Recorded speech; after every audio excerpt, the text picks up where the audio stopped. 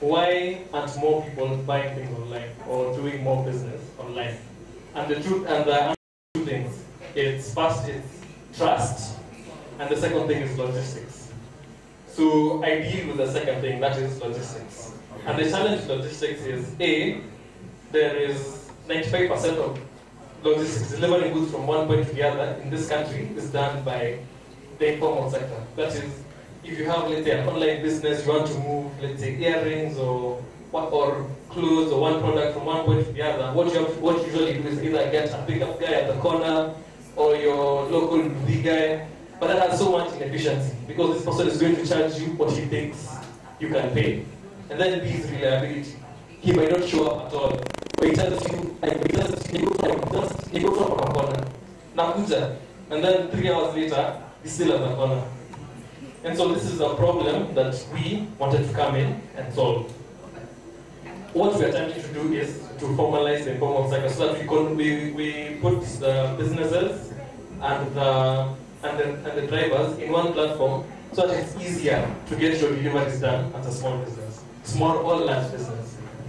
So the advantage that has is it reduces the cost because this person has less idle time. Since he's delivering more and more, he doesn't have to charge you a very high rate. Our drivers are trained. They are trained and they are vetted, so you can trust them. When a Sendy driver tells you, I'm around the corner, he is around the corner. When the app tells you he's 10 minutes away, he's 10 minutes away. All goods are insured on transit on the platform. And then you could ask, so where have you been if this is such an excellent solution? We've been here, and we've been here for a while. And some of our clients, we serve some of the largest e-commerce platforms in the country at present, like Masoko users, Sky Garden are a customer of Sendy, they do their deliveries using Sendy, Link use Sendy, Safaricom, and even larger manufacturers like Bidco, Chandaria, all use us to do their deliveries. So we have a variety of vehicles. There are pickups, there are bikes which you've probably seen because they're branded. They also trucks, and these range from 3-ton trucks all the way to trailers. Like at present, Bidco is moving some goods to Rwanda using trailers from Sendy. And what this does is, as a business, you don't have to buy these vehicles yourself. Because there are so many people out there who would like to do your deliveries, who just don't know how to find you. But you can find each other and Sendy. Was that a boring math lesson? Yes, and I think that's all I have to say. So now I can take questions for the learning.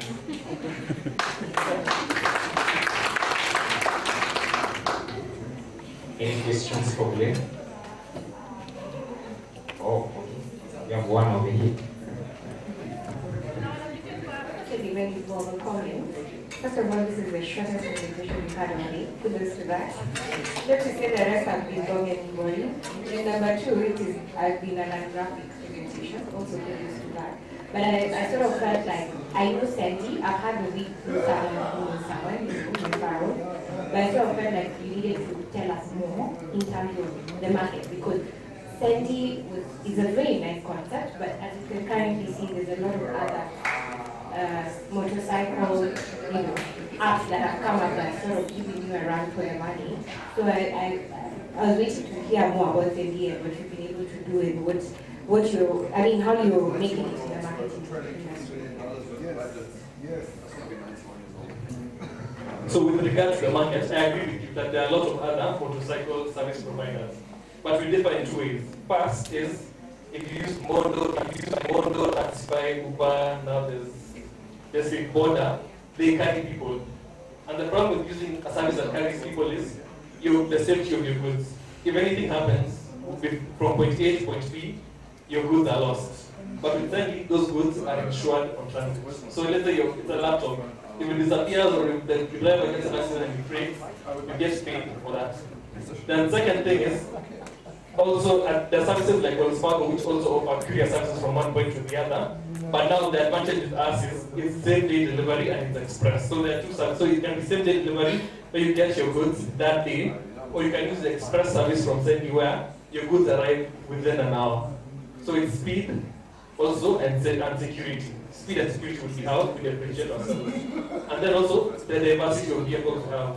It goes way beyond just the bikes. Like I've mentioned, there are pickups, there are vans, there are trucks of various sizes. You can be a small business, a large business. You don't have to, let's say you own a hardware, you own a large retail store. You don't have to budget for buying a truck. When there's someone close by who has a truck that is just laying idle, you know. So again, I think those are the biggest differentiators. Have I answered the question? Yes. So we operate in Nairobi, Mombasa, and Kisumu, but the trucks and the pickups and the vans go anywhere you send them within Kenya and even to destinations in East Africa. Like I mentioned, Bidco uses us to move goods to Rwanda, Uganda, and such. Do you work also where I told you how you have like a startup, like a mobile? Oh, so it works in two ways. So there's an application, there's a Sengi application, and there's a Sengi website. So you can use either the application or the website. So you can find me once at the end of the event. You can either find me outside. You can just talk to me. I'm inside. If you have more questions, so if you're curious about how to use the platform, I can just show you.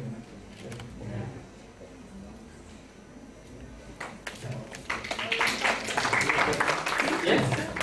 007. Is everyone taking down my number? It's 0719 307 912. 0719 307 912. My email is Glenn with 2 N's at Sendy. Sendy is sendy.co.ke.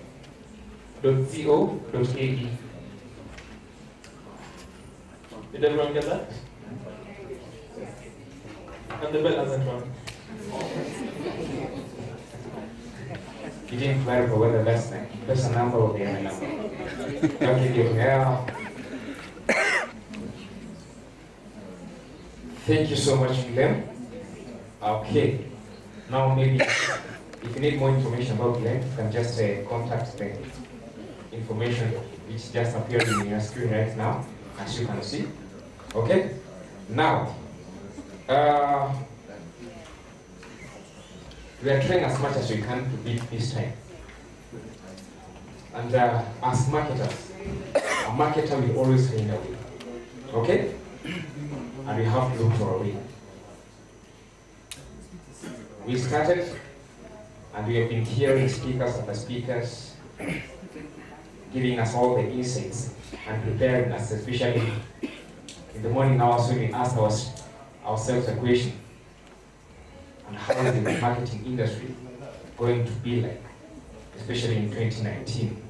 And I can attest to that, at least right now, we have started to have a clear roadmap on what are some of the things we can be expecting in the coming year, isn't it? So, from our program, we are going to jump the gun and go straight to the panel discussion. So immediately on the panel discussion, we'll come to the remaining presenters. They will actually also present. So we want to go straight away to the panel discussion. And in our midst,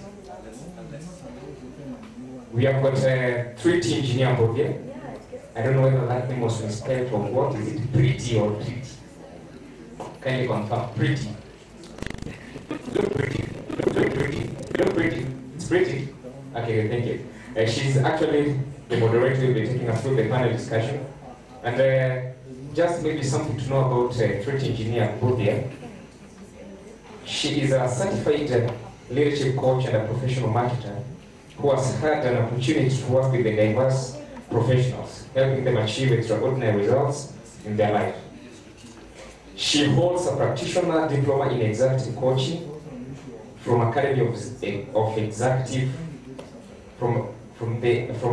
Executive Executive Coaching UK and has coached senior level executives across the East Africa region. She currently holds the Associate Certified Coach credential from International Coach Federation and has over 300 hours of coaching experience. Currently, she is a PhD student of Management and Leadership at Management University of Africa. Pretty is part of the adjunct faculty at Strathmore University Business School, where she is involved in coaching and teaching. She is a mentor with several programs, including the Green Home Mentorship Program, Foundation for Women. Fritz began her career as a marketer over 20 years ago in the pharmaceutical industry, where she rose within the ranks to head the marketing department of GlaxoSmithKline, a leading pharmaceutical manufacturing company based in Nairobi, Kenya.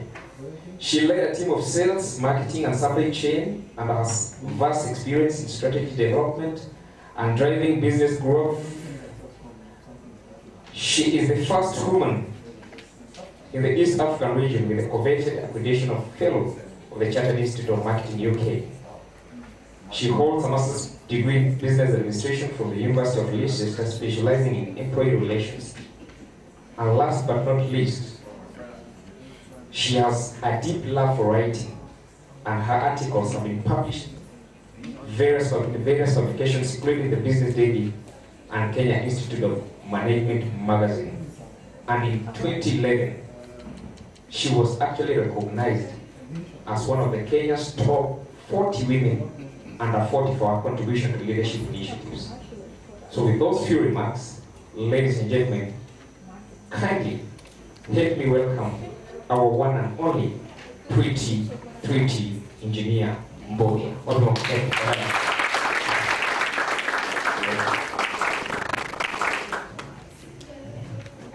Good afternoon, everyone. It's nice to be here. You can see a lot of familiar faces. Who don't know me, yes, Pretty Engineer is my name. I usually get asked two questions. One, are you Kenyan? So yes, I am. I was born in Mombasa, grew up there. And the second one is engineer your name or your profession? So it's my name. And if you want to know the story, then look for me after this, and I'll tell you that story. So I'm happy to be doing another moderation event, or rather moderating another event. That's a better way to put that sentence. And this evening, we are going to be having a discussion on technology, the future of marketing. So how many of us embrace technology on a daily basis? Raise your hands. Okay, so we all use technology. How many of us apply technology when it comes to the workplace? The hands are not as many as the first time round. How many of us fear technology? It's okay, it's only me who will see your hand. How many of us know someone who fears technology? We all do, right? So changes in marketing are happening so fast that it's become mandatory for marketers to embrace the digital space. And so this evening we have a panel of guests who are going to join us to discuss this issue and to demystify taking up technology, because by the end of this session, we would like marketers to be ready to embrace technology and not view it as a challenge or a way that it hinders our jobs. So I'd like my panelists to come up. Mary, Mundoli here.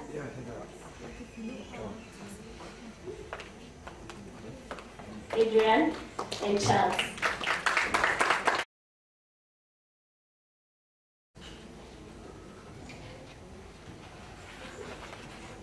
Is there another mic that the panelists can use?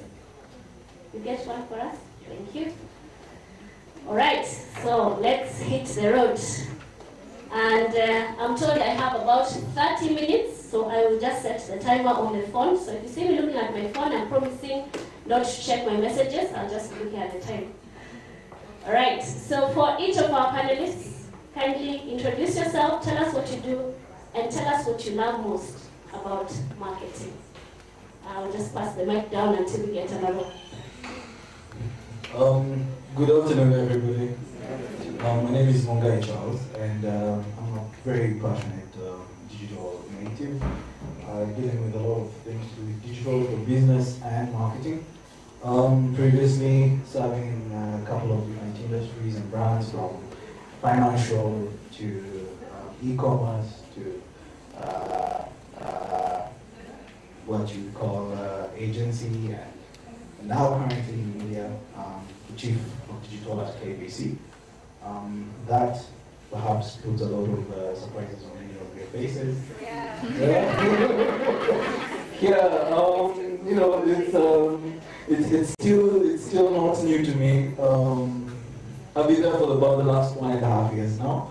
So trying to get a lot of things moving, and it's I can't have a story like Davies.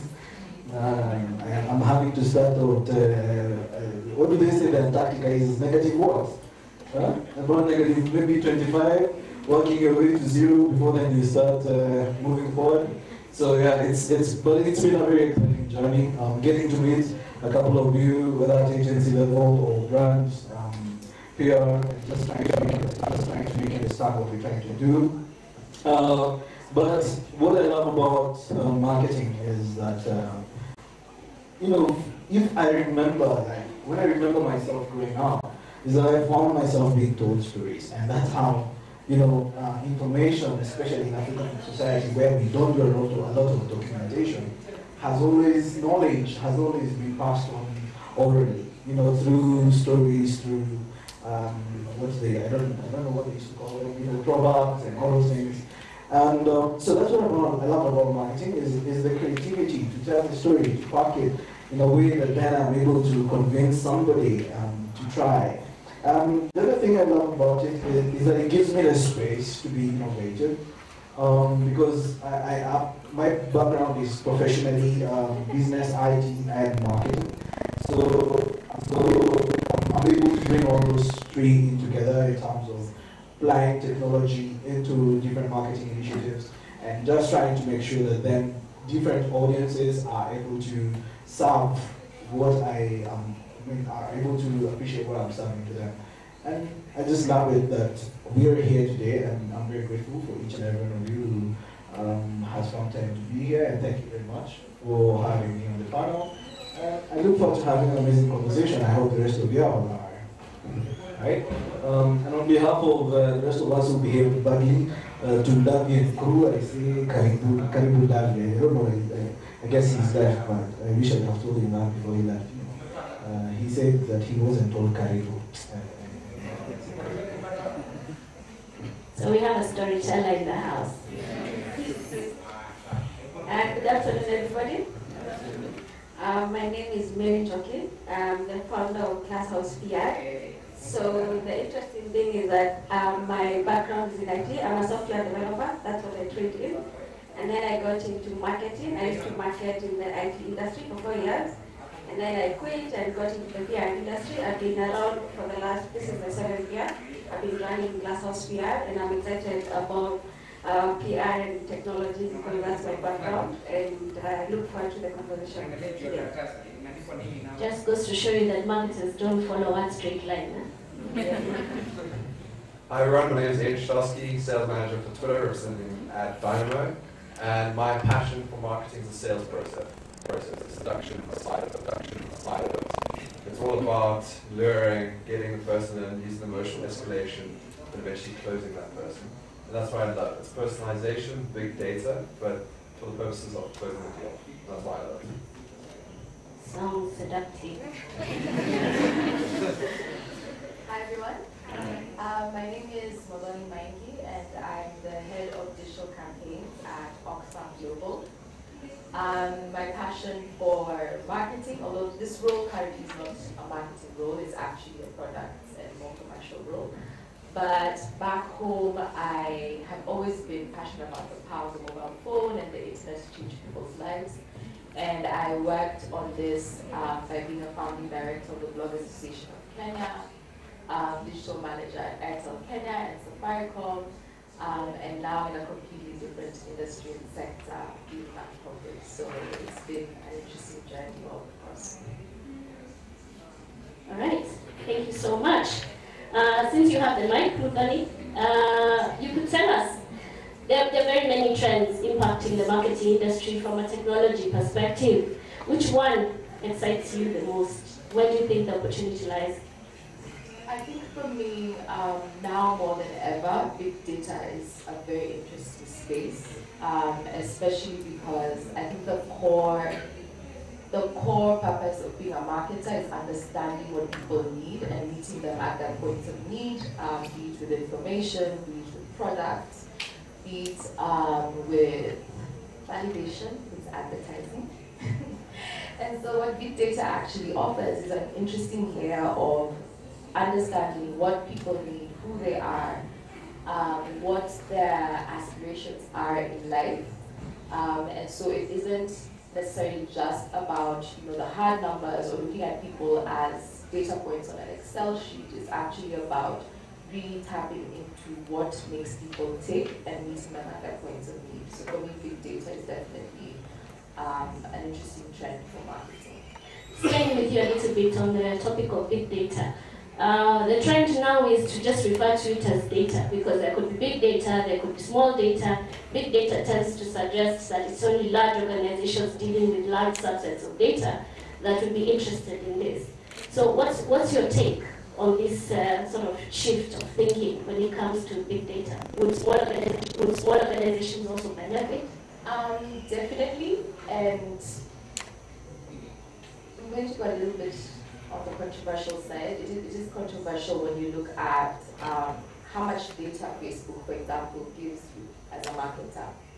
And so I'm consulting for somebody who's able to pick up to 200 data points on each individual person just off Facebook alone. And this is a small organization. They don't necessarily have the big dollars and budgets of your Oxfams, or rather the machinery in terms of even resource and personnel of your Oxfams, Safaricoms, etc. But because you're able to tap into a specific social network and it's able to tell you this person has 3 friends who they speak to on a regular basis, and so therefore if you want to influence them, these are the people you should also be influencing in their sample as well, means that it has democratized access to big data even for small firms. So there's also that. Okay. Adrian, what one trend excites you the most in terms of opportunities for marketers? Again, we'll go with data. I think data is ruling everything at the moment. You can see someone's habits and what they do on a day-to-day basis. I think it's really important. So again, like I mentioned earlier, if we know what time people wake up and we send them the appropriate signal for your product you're trying to move, it's going to work.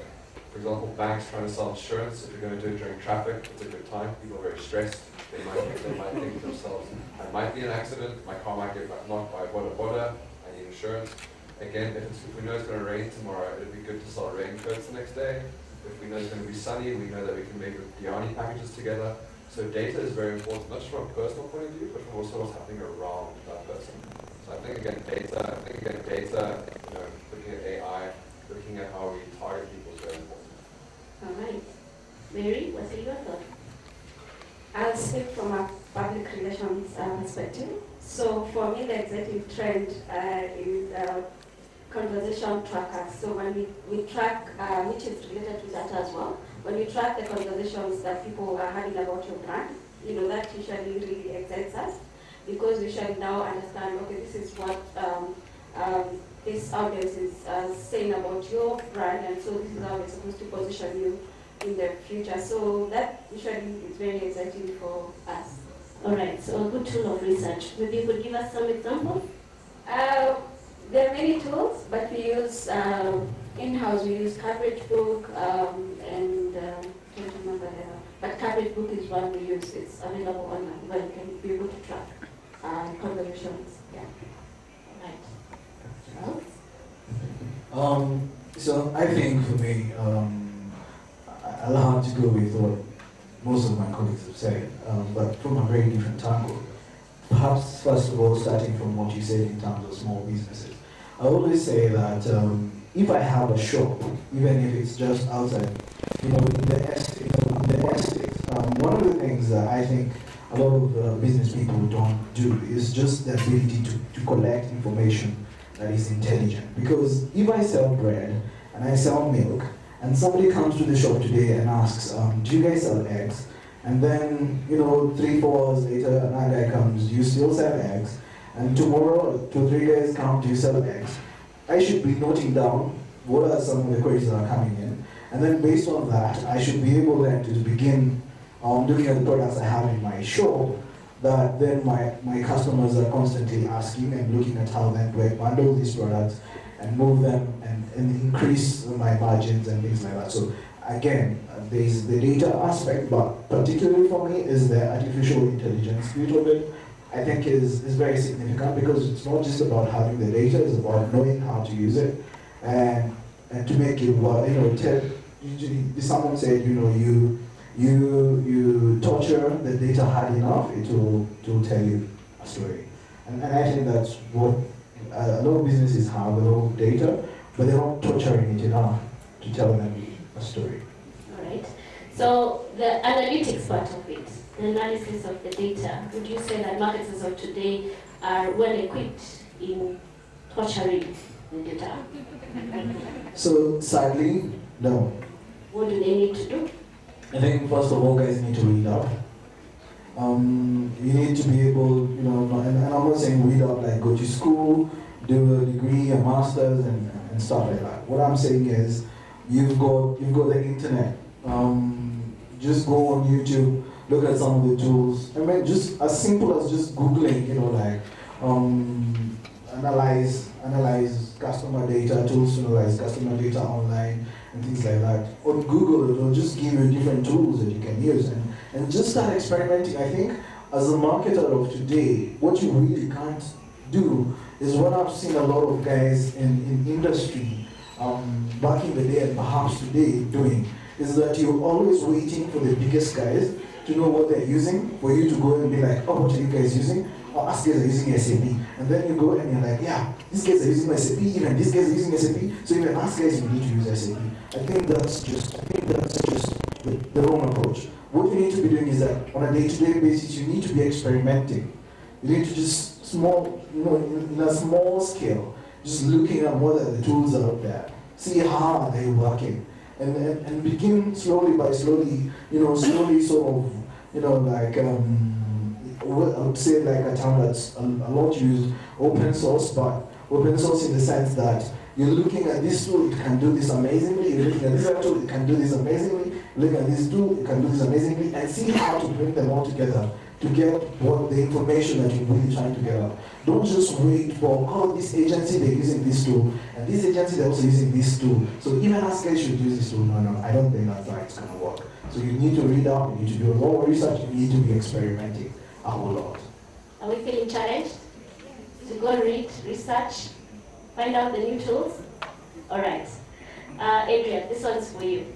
You mentioned artificial intelligence and of course the changes in the world in terms of virtual reality, there's live streaming with all these different platforms. I think all the social media platforms now have that as an option. Anybody who's Facebook live streaming? No? Oh, you can start. Or Twitter perhaps, yeah. So what are the possibilities open to marketers if they fully embrace these new ways of reaching their customers? I think first you have to look at what streaming is used for. And the majority of streaming is used for moments. So I was at a festival at Uhuru Park the other day, and people were dancing, listening to Rude Boy, and about 10 or 20 people had their phones open, they were live streaming themselves. And that's a moment that marketers should be tapping into with a pre-roll advert that comes onto that page. So for example, Ellen DeGeneres, she has a show which live streams on Twitter in the States. You've got the Daily Show that also live streams. There's soccer that's being live streamed. There's rugby. There's cricket. There's F1. And now large and popular is gaming. A lot of people are gaming and streaming Fortnite. They're doing Dota. They're doing Counter-Strike. They're doing all those games. And so you as marketeers have to figure out where's your audience sitting. What are they live streaming? And is there a live streamer who's an influencer who can maybe have your product feature in the background, maybe talk about it, or maybe subtly drop it, to not be too obvious about it? That's live streaming. Virtual reality, not much in Kenya unfortunately yet, but there is Snapchat. Snapchat's pretty cool. You can set up a thing where you can have ingredients in your room, and you can basically set the center point, and you can walk around in a 1 meter box or 2 meter box and actually put the ingredients with your hands into a pot. And then use your phone's compass to calibrate where everything is spatially. So that's really cool. VR in many ways.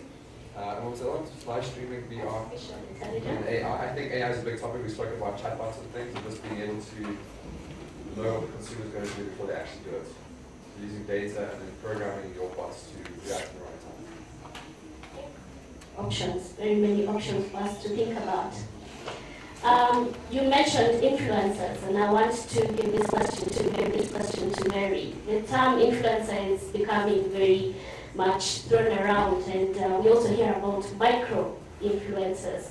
So where does a marketer find these influencers or micro influencers, and in particular, how do they choose just the right person who is going to make the best impact for their brands? That's a very interesting question. So over the years, we've realized that clients will come to you and they tell you they want this. And these clients, mostly they're usually the marketing managers now from these brands. And they'll come to you and they tell you, oh, I saw someone on TV and I think they're going to influence my brand. But that person is not even related to the brand. Like, they cannot even influence your brand in a particular way. So number one, when we are choosing, when we are coming to advise marketers or business people on how to choose influencers, we look at the audience that you're trying to reach out to, of course, we know in marketing about audience analysis, and then now we go and check out this influencer and the number he's reaching out and who he's influencing in real life, not because he has a 1.5 million followers on Twitter or whatever. So I've noticed for the last maybe 3 years, clients would tell us, oh, there's this guy who has a big following on Twitter, and we need to use him. Until the day Twitter did, what did you guys did, Twitter purge, yes. And we realized, some of these people had fake followers. It was so sad. But then clients would go on Twitter and they check them out, and they would tell us these are the people that we want, and we would really fight, because real influence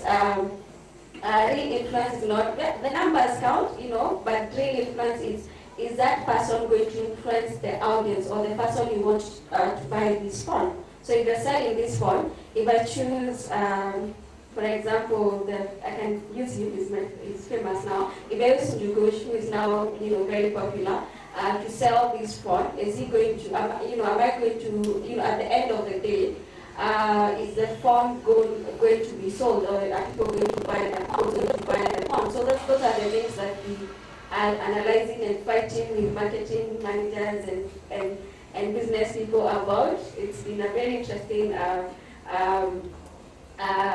process. Then we have also like clients who come from other countries, and they come to the country and they've done a research and they've seen, she has let's just use randomly. Wanjiku has a big following, Kamau and Onyango and whoever, they have a big following. These are the people that we want to use. And then we tell them, no, these are not going to influence your brand because of what you do. So it's been a very interesting process. But slowly and slowly, marketers and business people are now understanding who influencers should be, or what an influencer should do. Yeah. Okay. When you've interacted with your clients, you probably had the experience of the client telling you, I feel this is the right influencer, and you're convinced that that particular influencer would not necessarily impact the brand positively. How would you handle that situation? I think we've gone through that before, and of course now you let the client, in business we say the client is always right, but I don't know, I doubt, but anyway, so we go ahead and do it. It's usually a struggle for us because they're looking for ROIs in PR, and they're looking at us, and at the end of the day they're going to come to us and tell us this and this was not done. So it's a very interesting process. Of course we've gone through that.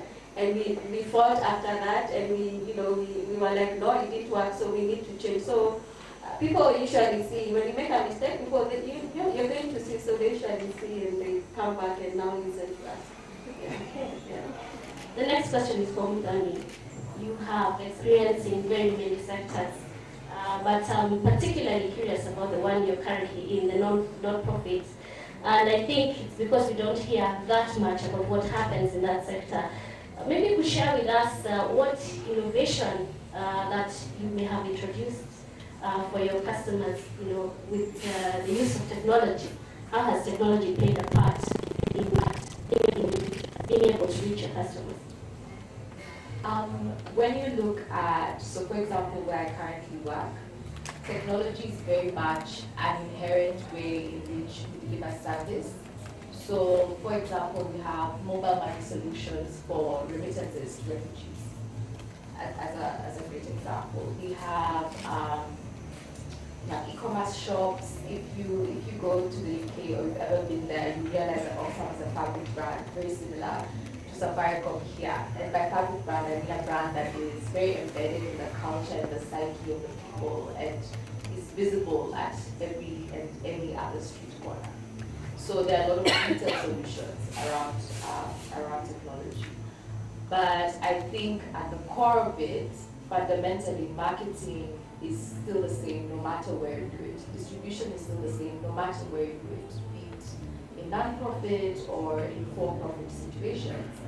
And marketing has always, again, inherently been an industry driven by technology. From the printing press in terms of advertising to when television came out to radio, and now we're looking at it from a digital perspective and looking at it from a device's point of view.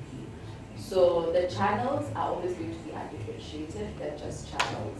The data that you get in order to guide you on how to execute your project or your objectives, again undifferentiated. Everybody has access to the same customer data from a TV station, from a radio station, and from Facebook, Twitter, so on and so forth.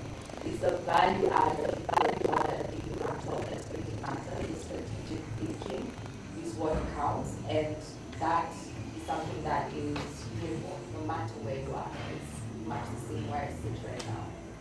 Okay. So marketing principles don't change, that's what you're telling us, right? Just the application and the platforms. All right, we are 22 minutes into our discussion. Do we continue? Yes? Question? You would like to ask the question? All right, go ahead. Okay, so my question is actually focused particularly to Mudani. So I recently got into the civil society space, and I've been in the media before, and one thing that I noticed is that actually a big part of the problem is that there's a lack there's actually a marketing problem. So that's my understanding now, that civil society members do not understand that I think they focus more on communication rather than marketing. So I'm just interested to get your thoughts on that. How do you think, especially the Kenyan civil society is doing that sense? Do you think that's an accurate observation? And yeah, where do you see marketing coming in to add value? I think civil society is a little bit more complex simply because it tends to operate in an environment that is repressed or closed in a lot of situations. There's a lot of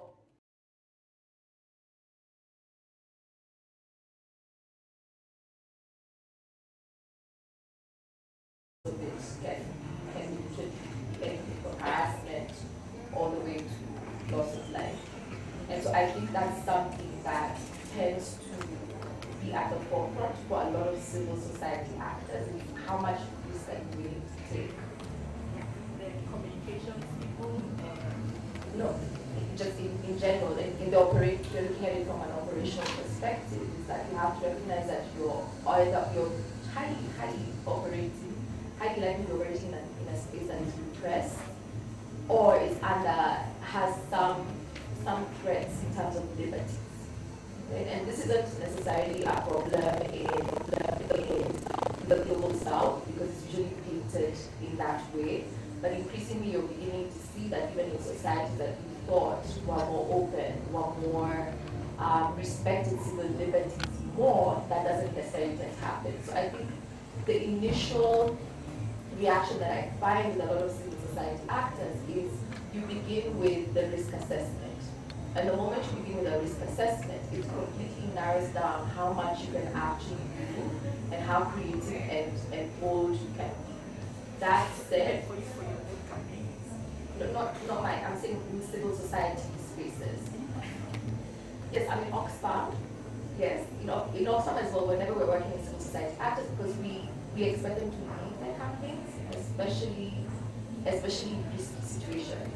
Because then they're able to say, these are the risk factors, and so therefore you can only operate within a sort of restricted way. You cannot compare civil society to for-profit because they don't have the same considerations. Yeah, they don't have the same restrictions. So yes, it is almost unfair to compare them.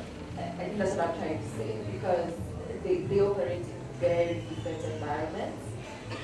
But that said, they are also very creative. I find civil society actors very funny. I think we also misunderstand. Sorry. Let me just cut you short. Back to this digital space here, because I think we're diverting slightly, and we have so much to talk about because it's related. That's an opportunity for people here. Yes. Because there is something lacking in the civil society space in terms of digital marketing. So that's what I'm trying to tease out of that. That's what I'm trying to bring out. And so in response to your question is that I think we think civil society is hackety, but actually things like AIDS campaigns is actually part of civil society. And when we look at some of the most successful campaigns within civil society, actually it was when they got their marketing right. Like when I look at the AIDS campaigns of the 1990s, the old girl child, send your girl child to school, like those were successful marketing campaigns. So yeah, so that's how they actually use China. So there's opportunities. All right. But that's what I mean. Even when you look at AIDS campaigns, there is a risk mitigation that's done in cultures where sexual education is considered taboo. That's what I meant by that other marketers don't have to think about. So that is what tends to make them a little bit more conservative in how they do things. Simply because they just have to think of things that others don't, that other players just don't have to think about. So be it AIDS, be it fighting the government, be it gender rights, it doesn't matter what it is. You're going against the grain on what is societally acceptable in conversation or acceptable in terms of what your government and your laws allow. You always have to think of the risk first and then come up with a strategy. But yes, as you said, there are a lot of people who are still creative, who still do standout work despite the facts of that, who will send pigs to parliament and fetch the pigs, yes, but it strikes conversation in the public sphere.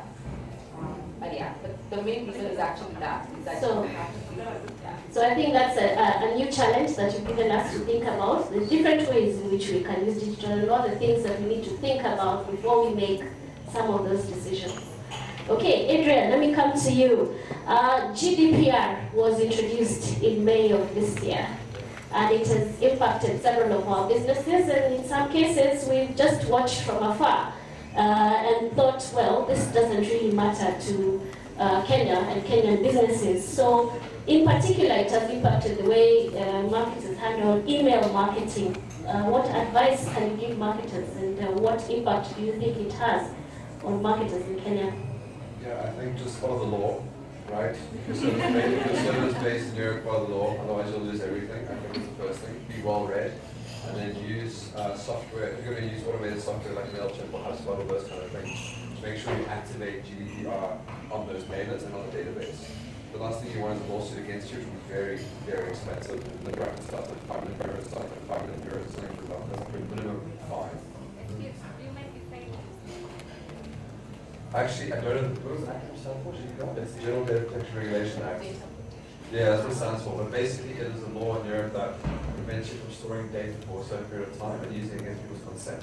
So how many of us receive SMSs like, congratulations, you got this, and you really haven't. Or you get an email from a company that you don't remember signing up to. So the problem starts where, for example, I'll be quick as soon as I can. Let's say you have an insider at Airtel, Telkom, Safaricom, and they sell a whole number database. And they sell a contract at 100 shillings each. They make a good buck, but the consumer then gets all the spam from different types of companies. And so the GDPR Act prevents that from happening. It's an ethical thing. So just like in Twitter Pro, it's not that it's GDPR, it's about hygiene. It's not about being a toxic marketeer either, setting up a signal. So my advice, read, and then for tools, there are many tools, like John was saying, you can research online, but always make sure that you're compliant. But if you're service-based in Kenya, don't worry about it. But the likelihood of you having a customer in the UK is high, so you have to be compliant. It's almost like a world order kind of situation. All right, so another thing for us to think about. Charles, as the head of digital at KBC, and when you introduced yourself, people were like, KBC, digital. Yeah. Who are your customers? Is it advertisers or is it reviewers and listeners? Are they sitting here? And once you can tell us a bit about your customers, then perhaps you could also share how do you use technology to improve the customer experience? Okay, so have a laugh, but I guess I'll be having the last laugh on this one. So the thing is, first of all, I want to surprise you because most of you, by show of hands, how many know KBC beyond two brands? Show of hands. Beyond 2 brands that you can name more than 2 brands owned by KBC. Show of hands. None. Okay? So, surprise, surprise, KBC has 15 brands. Commercial brands. Okay? There's a look of shock. Okay, so we're talking about like the second largest station in the coastal community, Pwani FM, is a KBC brand. The second largest station in Nyanza province is a KBC brand, Mayenga. The second largest station in Western is a KBC brand, Ingo. One of the biggest, I think, either the biggest or the second biggest in the Kalenjin community, Kitwek, is a KBC brand. The biggest among the Maasai community, if you're looking areas of Kajiado, Narok, listened by the Ma community, is a KBC brand, Nosim. Okay, so number one, so all those people. So to answer the question, so who are my customers? My audience, so I have 2 customers. One is audiences and 2 advertisers. Why? Because my audiences, I'm able to monetize them. Some of them, so like we have premium rate SMS services, so sometimes they'll send their feedback because we're incorporating that feedback, using the SMSs as user-generated feedback, which we're incorporating in part of our programming. We're also using this user-generated feedback from the social media platforms. So when you go on the social media platforms, I think we are actually, apart the only other brand in Kenya that has the number of stations, services we have that focus all the different communities across this country. And don't forget, we don't do it for profit. So our reach is, our mandate is to each and every Kenyan, wherever they are. And we have services that don't have a station. I have a service that is listened to by the Turkana and Pokomo and community, and Oromo, Rendile, that serves between a certain time of the day to another certain time of the day, which is on a medium wave platform, which you don't know about. Okay? So the thing is, over and above all that, is that we are using technology to get feedback from these people. So you will find a lot of these politicians, especially during campaign season, or now that they're trying to influence policy directions in the country, they will often come to KBC because we are the only people who can be able to talk to those people, and those people will send SMS feedback to us. Okay? Most of you guys don't know that the parliament, the whole public parliament session runs on KBC Radio Taifa, and a lot of people tune in, especially in the communities. because we want to receive feedback, we want to send feedback back, because they believe when they send out feedback, we can be able to share it with Parliament, Senate. So we're using technology to get that feedback in. When they're sending in that feedback, we're monetizing it because it's a premium rate service. So we're making money off that. We're also using social media platforms to do that. We're also trying to bring visual to radio. You know, we've got, if you go on Instagram, you'll check out KBC digital radios. You can see some of our different presenters and shows in there. So we're doing a whole lot of that. So our customers are both advertisers and the people who are listening to KBC. All right, we've learned something new. How important is content marketing to your organization? What does a marketer need to do to become not necessarily an expert, but at least good at content generation? Or do they just outsource that to agency? You can outsource that to Glasshouse. Anyway, content, I think we are all marketers, so we've had this, phrase or saying that content is king and marketing is the queen. So number one, we need to understand that content is also very, very important. So when we are interacting with clients, we realize that most people come to us, but they don't have either proper content. So she's mentioned two things: content generation and content marketing. And then we also meet people who are very good content, but they have not yet marketed it. So I think in 2019, especially, and I know you guys discussed this, video content, visual graphics, and I know sorry, I tend to say VR. I know virtual reality is a big thing. It's going to come into the country, but maybe in 2 years' time, I'm not sure, but virtual reality is also a very big thing that might come. So we need to prepare in that way. So when we come to content creation, we must understand the importance of it as marketers and how to market it and the platforms to use in order to market the content. I don't think that is jargon to marketers, just that we don't know the how to. So I think we can partner with agencies or come to us and then we'll be able to take you through, because the content she might want to generate is totally different from the content that he wants to generate. So we guide you through on how to go about your content generation and the platforms to market the content depending on the audience that you're trying to reach out. So it differs from one brand, one business, one marketer to another. Yeah. It's very interesting that you pointed out video content. I want to give this question to Muthoni. What role does video content play in engaging audiences in your particular industry? I'm assuming a lot of you are digital marketers, and you're privy to sort of like the scandal around video, in that it was not as relevant as people initially thought, right? But I tend to disagree with that, especially when it comes to search. A lot of us rely on YouTube as a search engine for a lot of our information. We rely on YouTube University in order to learn things. People like me, literally I think 70% of everything I know on digital came from YouTube.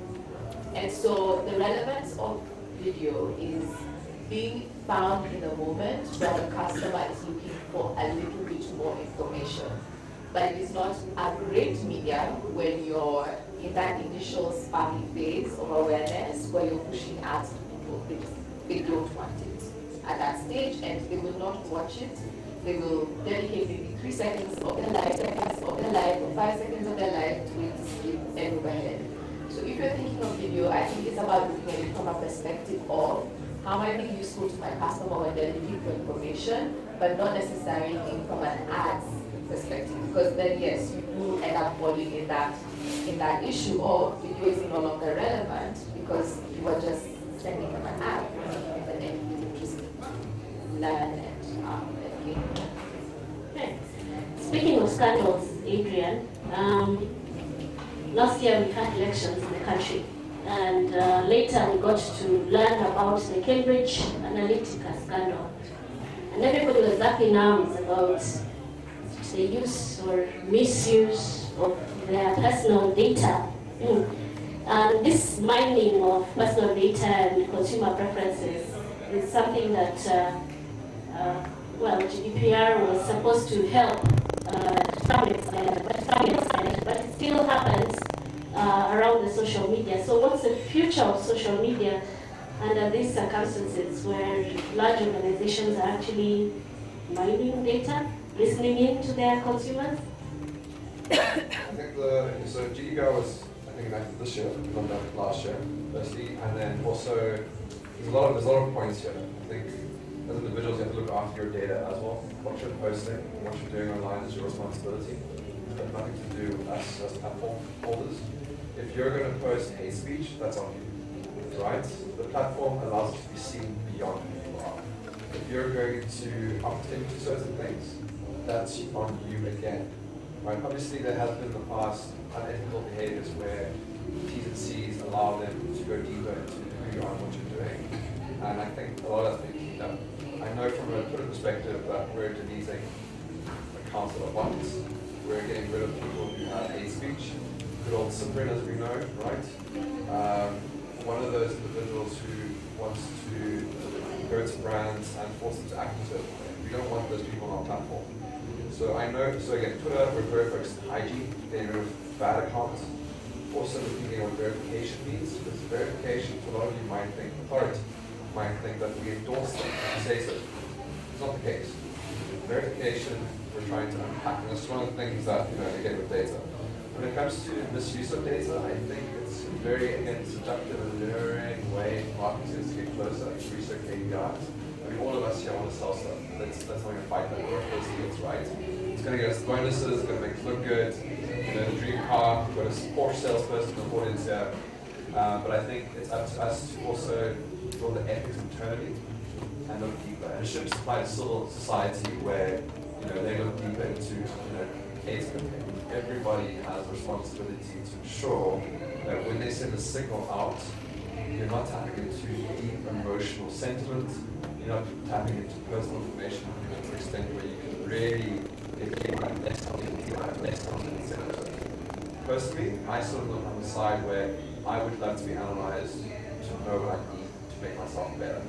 Right? That's what I personally want. I want to know what sun cream to wear, what medicine to take when I'm sick. I'd like that data to be used. But at the same time, I don't want to be on WhatsApp messaging about, I want to go out and have a big night, and go to Facebook and be invited to an event that has the girls I've been looking at Instagram who are growing. That's freaky, man. That's like out of control. So I think it's up to all of us to be responsible. And what you share online does not belong to you as well. Just also understand that. Technology has moved so fast that I don't think we've been able to understand it as well, which is also a big risk. And I think big companies do take advantage of that indirectly. So just care, ethics, no more, care more.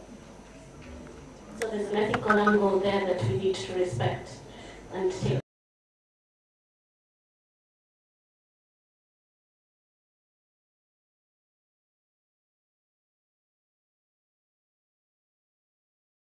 People have ethics, but that's another discussion. But is there a protocol and rules of engagement for certain things? Again, you don't have PR disaster where you're found, fixing prices or doing something. It's going to ruin you. Okay.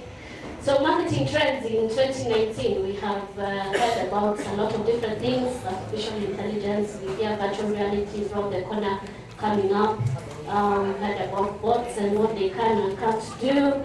We heard about influencers, the importance of content marketing and building on video content as well. We've learned about GDPR and why we should be thinking along those lines.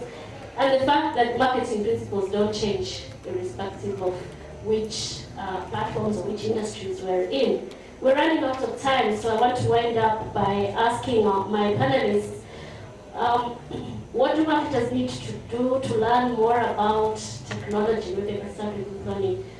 Are there digital marketing courses that they need to do, or do they just need to come and ask you for a chat?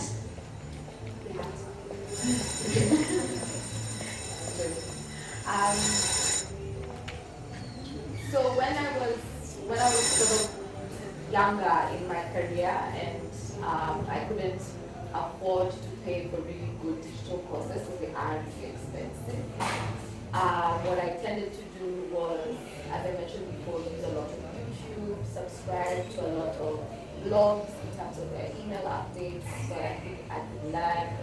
I also used to use my social media for that exact purpose. So who I follow on Twitter, Instagram is really useful, Pinterest even more useful actually when it comes to breaking down the core principles, the tools you can use for various different things.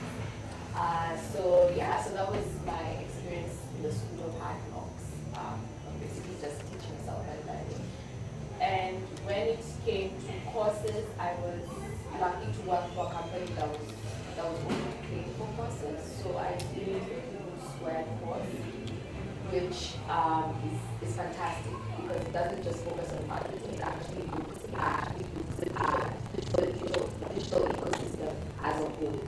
And it looks at ways in which you can become innovative in product, in marketing, in how to pitch digital to your C-suite, because a lot of people of influence in organizations actually don't understand it or how to do it. So it was a very holistic way in which to grow from that perspective. So I really liked that course.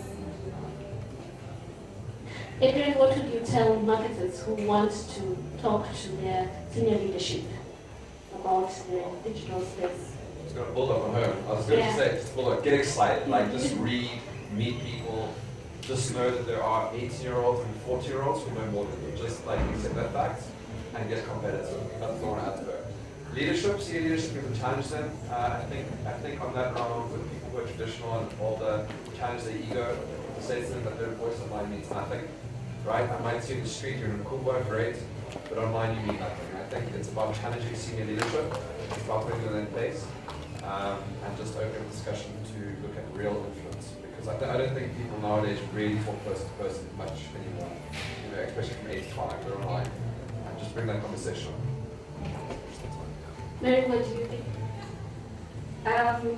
I like Modoni, I taught myself, so I went online, and of course because my background is in IT, I was able to understand much more faster than anyone else. But I'd advise just see who you are. There are people who can just learn things by themselves online. There are others who need to go to class. So I would give like a rule book, like you need to go and read, or you need to go and Google, just know who you are. I mean, we are all different people, and just take advantage of the online tools. I think for me, online tools would work better than going to a class. I've been so bored going to a class, but if I went to YouTube, which I did, and most of the things that I do nowadays, I go online and teach myself, and I get to go and do it. So just know who you are, and then just go ahead and choose which would work for you. And we also have, I can market myself, we also have trainings, which if you're interested, you can talk to me after, and you can attend, where we have different consultants coming in to teach people on digital media, etc. Yeah. Charles, your experience and maybe your suggestions? So, number one, they say iron sharpens iron, so find iron. Right? Iron could just be the guy sitting next to you today. We have a very, very bad culture where you sit next to someone in a matatu, perhaps you sit next to someone here all day today. You don't know their name, you don't know what they do. It's so sad, just talk to people. Like, that's a human thing to do. We're getting worse than animals, I was saying that seriously because when you watch, I was watching recently, I was saying someone was watching a series called Dynasties. Dynasties is a series about animals by the BBC. And when you find, a lion finds another female lion who's like the cousin, and they've been apart for quite a while. And when they meet, I can actually see them like hugging, knocking off against each other.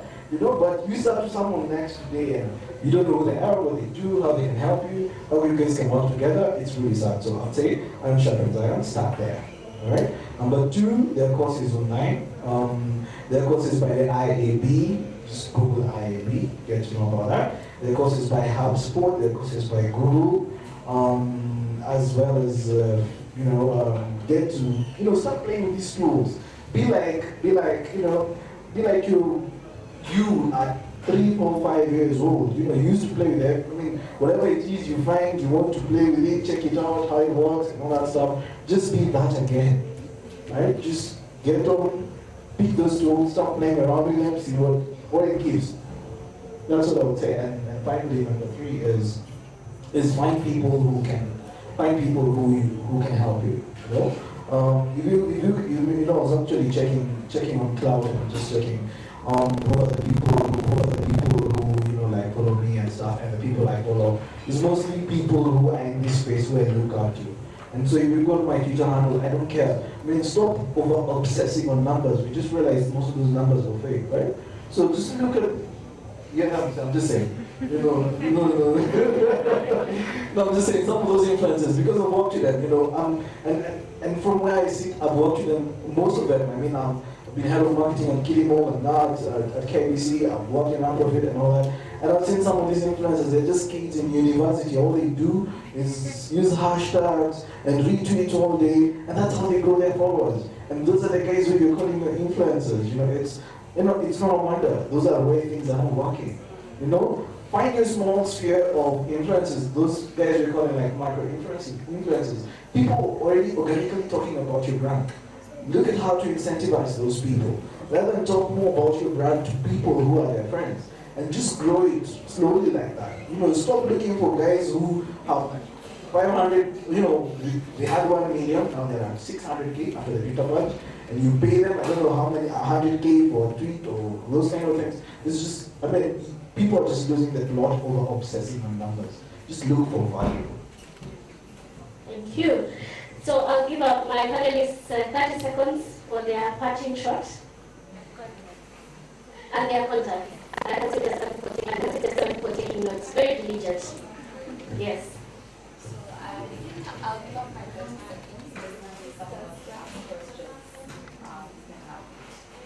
All right. Well, you.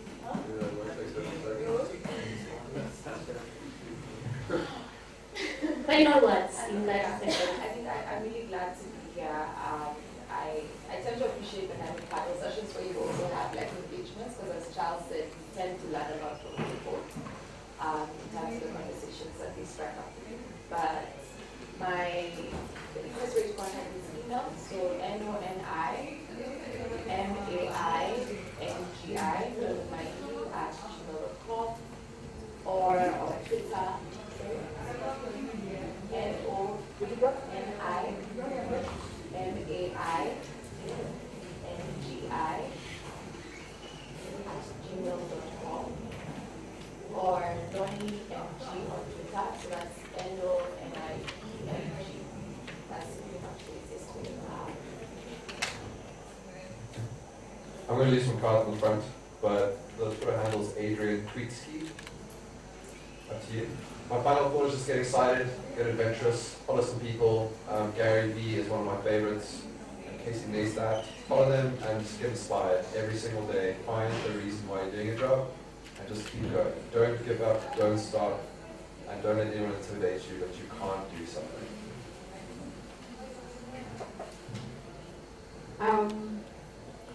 I'll give my details. My email address is Georgie, and there is also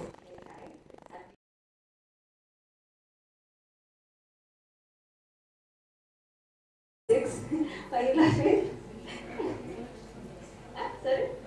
It is on jockey@glasshousepr.co.ke. Final thoughts? My final thoughts, I'm really excited. In 2012, I used to ask people, because that's when I just gotten into the public relations industry, and I was asking people, how can we integrate technology with public relations and marketing?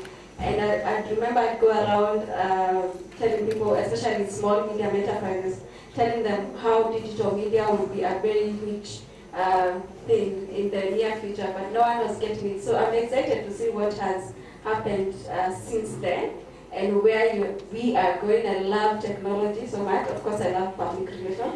But I'm very excited to see the innovations that would come out from Kenya specifically, from Africa, in terms of having solutions for marketers and for us to grow. So I'm really excited to see what the future holds in marketing and technology and how we take advantage of technology. Yeah. Thank you, Charles. So first of all, thank you so much to learn about KBC. Yeah, and if you like to speak to me, you can just Google. If you just Google Mungai Charles, you'll find me. On Twitter, it's Mungai Charles. On Facebook, it's Mungai Charles. So that's my online brand. If you want to email me, it's CHARLOGIG, charlogeek @gmail.com. CHARLOGIG @gmail.com. The other thing that perhaps I could just say in terms of, you said that, just a parting shot in terms of what guys should look into is, so one of the things I hoped to leave a message today about is from a media side of things. I've seen guys trying to push press releases, and I'm telling you guys, it's bad. Like, it's guys, you're doing badly. So all I'm saying is, please let's learn how to package stories properly. You probably need to sit down with her, I don't know. But the thing is, when you send an article, I don't know what's part of the story begins by, saying, say for example, if you're talking about KCB. KCB is the leading bank and blah, blah, blah, blah, blah. Then you put all the rest of the things Huko chini. What part of that is the story? The story is what if you're talking about business and credit, tell me how as a small business, I need credit and how I can get it and all those kind of things. Then bring yourself in that conversation later on. So all I'm saying is, we really need to pull our game up in terms of content marketing. And at the same time, let's stop this short term. I know that you have targets and you have to balance between targets and things like that, but then can you have a short term and long term marketing strategy? Short term is a whole about ads, and that's what we're going to have, asking for influencers who can tweet and retweet, and always will come up with a trend. I think part of the problem with at CISO level and the kind of metrics they are asking us about is because we have already started pushing the wrong narrative. So let's balance short-term and long-term goals and start pushing for the metrics that matter. Thank you very much to our panelists. I'm told we're out of time, so we may not be able to take any questions right now, but the panelists have been able to share their contacts. And so we look forward to meeting again probably next year, where we'll be talking about what we did in 2019 and what the trends will be in 2020. We haven't even scratched the surface yet. I think the topic is very, very, very wide. I hope you've enjoyed our discussion. Oh, my contacts. You can find me on LinkedIn, that's 3T Engineer Mbuthia. You can find me on Twitter, 3TE, that's THRITYE. Please take care that the autocorrect, as you type my name, it usually switches to 30. So you start seeing trouble coming if you attempt to email me. But if you'd like to email me, then it's 3T, THRITY, at 3tengineer.org. So just watch for the autocorrect. Thank you very much. Please appreciate our panelists.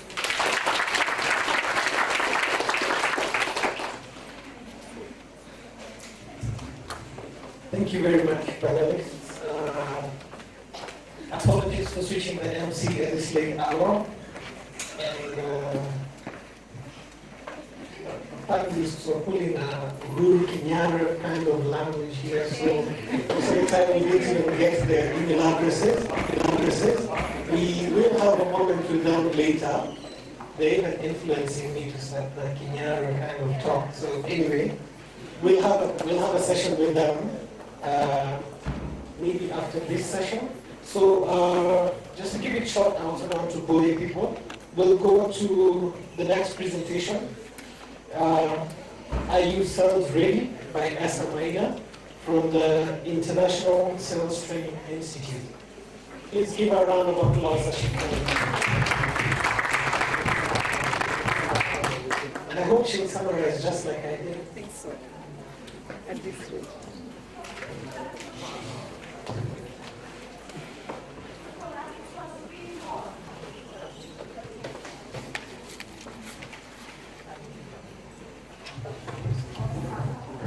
Good morning. Good afternoon.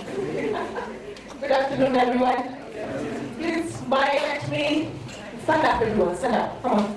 Let's go. Stand up. Let's push that ceiling. Push the ceiling. Let's go.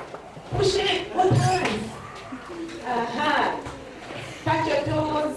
Let's go. Stretch out. One last time. Push the ceiling. Thank you very much. Have a seat. I forgot to mention that she's a trainer, so you're in for a lot of training. Oh my goodness, what a moment. Now what do you do when I want to present at this time? What do I do? 10 minutes? 10 minutes. Okay, cool. Wow, like you've heard, my name is Samaina. I have been in sales, I must greet you again. This is my fellow chartered marketer. You're actually seeing two fellow chartered marketers from this country. Oh, you're also fellow. Oh, I recognize it. Well done, guys. So I have been selling for the last 25 years, and it's been an exciting journey for me. Very exciting, and just to see marketers in this room is quite something, because 25 years ago, we were not as many marketers in this country. So kudos to you and for your patience. Now, we have learned a lot about the marketing. The market is ready so far, isn't it? You've done the marketing sessions. So I'm coming in to take you where the rubber meets the road, which is basically how to sell. Because you're going to get the market ready. You're going to make sure that there is brand visibility. We need the ROI that Ndabi was talking about, isn't it? So whether it's for yourselves or for your teams back at work, by all means, quickly give me your eyes and I'll be able to finish in about 10 minutes. So are you sales ready?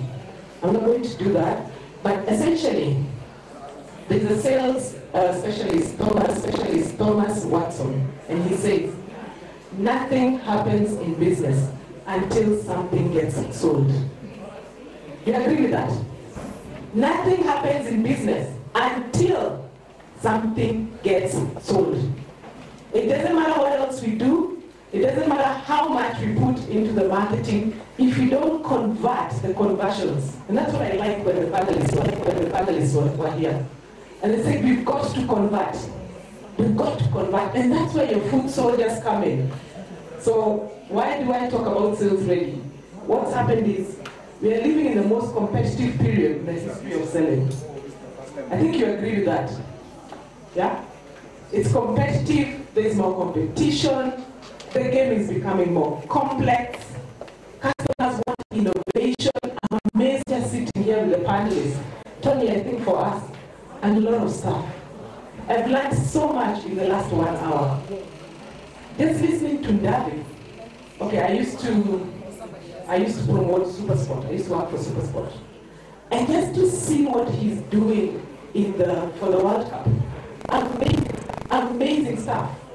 So customers want innovation and they want custom-made solutions. So this is the current situation that you have as a sales professional. In your commercial ecosystem, this is it. Yeah? So when we see this kind of changes and the disruption that's happening in the marketplace, and it's across the world, there is disruption. So what do we do? Essentially, what will happen is, I'm going to give you a 6-step process for selling. 6 steps. This I recommend to you. We have tried it. I have personally tried it. This is what I've trained over 230 organizations, and it works. You can see me later, it actually works. So, I call it sales ready. Unless you're sales ready, it's going to be very difficult for you to sell. And I like when I sat here just listening to the research I had. Just research, because what happens is, the magical process, I call it really the double D, and it has its own reason. READDY. So I'm going to go through that process so that you understand it even better. Okay? So what happens is, why do I talk about sales ready? I want to understand the customer's business in depth. Anyone who buys a product for you has the acronym MAN. Who can tell me what MAN stands for? If you want to understand your customer's business. What do you think it stands for? What do you think it stands for this? Like, yes. What we are saying is, the sole objective of Sales Ready is to help you as a sales professional understand the customer's business in depth. What do you think it stands for? What do you need to know about a customer? Okay? Let me quickly take you through it. The first thing you need to know from a customer is whether they have the budget, whether they have the money. Anyone who doesn't have money will not be able to buy a product, isn't it? So even for advertising or media or whichever other product you're selling, they have to show you the money. Yeah? So anyone who's going to afford your product should have the acronym MAN. What do you think A stands for? Quickly? Ability. A. Ability. Again, what do you mean by ability? You know the people you're going to constantly be talking to, and if they are not part of the decision-making unit, the DMU, that's why your sales cycle gets longer and longer, because he's not going to sign the check. The ability. So they have the money, they have the ability. A stands for? They have the need. Perfect. So, information to your staff, whether you're in sales, so that you say to them, a lot of salespeople to you, I'm unable to close this customer. So go back and ask them, did they have a budget? Number 2, are you talking to the right person in the organization? Number 3, do they have the need? Okay, so let us look at Sales Ready. So the R stands for research. I don't think I can overemphasize research. Research has been talked about the whole day. And a lot of times, and I'm one of them, that's what I used to do, I would normally just approach customers without researching them first. That makes your sales cycle longer. By research your customers so that you understand they actually have the need, and like we've spoken, the other things that they need. Research. Understand that they need your product. What is top of mind for them? What is their pain point? That is what research will do for you. What's the customer's pain point? Because your purpose there is to give them the Panadol. Not that Panadol. What's the pain point of your customer? What keeps them awake all night? What does success look like? So those are the questions you constantly ask yourself, so that as you research, you begin to plug in your product. Okay, so research. Number 2, the E stands for engage. The minute you research them, come back and begin to speak to them.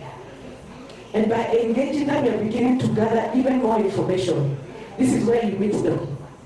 And at this point, you're so enthusiastic, and you're beginning to use the 80-20 rule. Listen more, talk less. We can talk. In fact, I get fascinated when I see a salesperson. The first thing when they meet me is give me a brochure. Here's our brochure. Marketers, please. The brochure is the last thing that you put on the table. Because guess what have you done? First, you sold yourself. They like you. They are beginning to trust you. So the brochure comes in last. Listen more, talk less. And that's a constant. If you want to know more about the customer, listen. People love to talk about themselves. Okay, so engage the customer with that particular background so that you elevate your conversations. Engage them. And as you engage them, guess what? You're documenting. Constant documentation. People take you seriously when you write. What gets written, gets done. What gets written, gets done. So constantly engage, and as you engage, document. Because it is from there that you're getting a lot of information. The A stands for ask. There's a lot of information there. But for me, ask the right questions to get the right answers. If you don't ask the right questions to your potential prospect, or potential customer, you'll never be able to get the right answers. So this is at the point where use your 80-20 rule, ask the right questions, questions that start with the what, when, who will be using this product, how will they be using it. Don't ask like, are you going to be able to afford our product? What answer are you going to get? No or yes. So find ways of asking the right question to get the right answer. Okay? You're doing good? Now the first D. Now remember, you have researched. You have had a meeting with them, you have engaged them. You've asked them the right questions. Guess what? It is your time to go and develop the tailor-made proposal. You have so much information, big data, like I hear guys are talking about big data. You have researched them, you've engaged them, you've asked them the right questions. Now guess what? We are now going to go and develop the correct proposal. And it's not a matter of going to get your proposal. You know that template that we have, eh? Find, replace, backlist. So why did you go for those meetings? Why did you ask them the questions? Why did you research them? So you come back and now develop a tailor-made proposal for them with all those inputs that you got from them. Okay? And once that is developed, guess what? The second D, come and demonstrate. Now, as you demonstrate, for me, I'm not a believer of sending proposals on emails. I don't believe in sending a proposal on email because it means I cannot demonstrate the USPs of the company. What's unique about you? If customer does not see value, price becomes an issue. Let me repeat myself. If a customer does not see value, price becomes an issue. So this is the opportunity to demonstrate value. For me, I've never had a problem by selling an expensive product.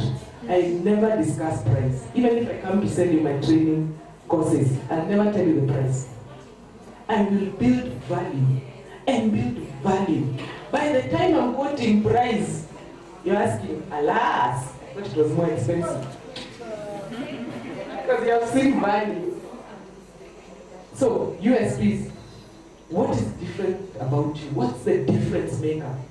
And there's something else I've come up with called the FABRs. FABRs, the features of the product, the attributes of the product, the benefit of the product, and the relevance to the customer. But remember, the customer buys benefits from you. They honestly don't care about the features as much. At the end of the day, tie your features to the benefit to the end user. So there's a lot I can talk about FABRs, USPs, what makes the difference, and quantify that in pricing. Okay. So what have we done so far? We've researched, yeah? We've engaged the customer, we've asked the right questions, we've gone back and developed the proposal, and now we're demonstrating to the customer. Yeah? And this, as you demonstrate, there's something that I always find very interesting. There are two kinds of salespeople. You're either a transactional salesperson or a relational salesperson. By transacting is you go, you close the deal, and don't go back to the customer. Convert your needs to figures, eventually cultivate a relationship with your customer. So that is what it means for you in 2019 to be sales ready. Begin to do your research now. When it's a bit quiet, research your customers. Be able to know, next year as we open 2019, I'll be able to engage them. These are the customers I'm looking at because it shortens the sales cycle. Okay? So good. I think I'm done with that. I'll take the questions. Was it helpful?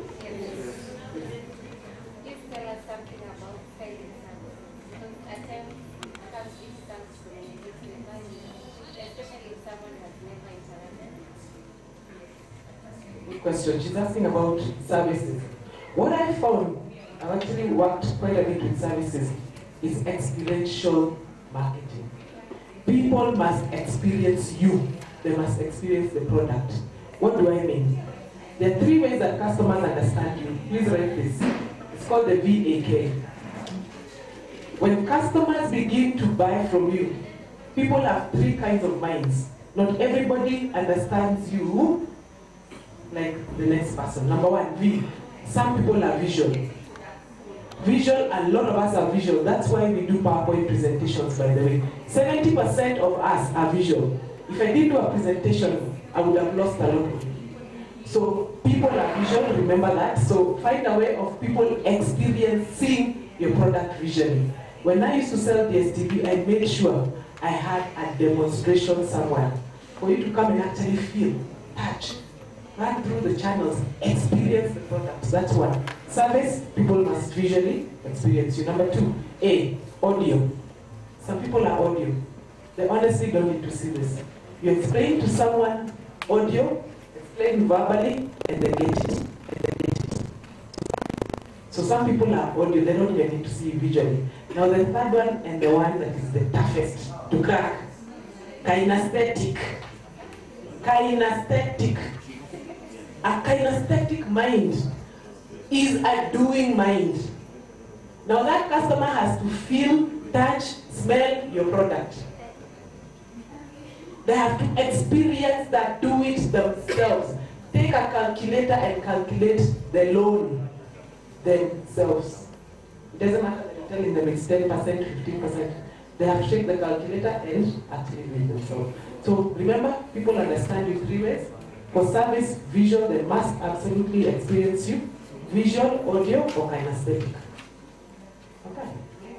Good. Now you know why your customers behave the way they behave, eh? Good question. Yes.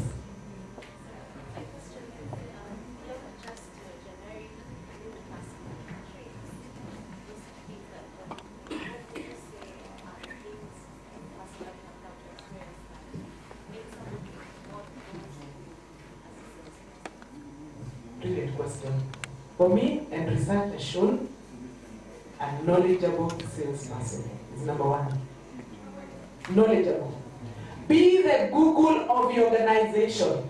In fact, this morning I was saying, know everything about something. And know something about everything. Let me repeat myself.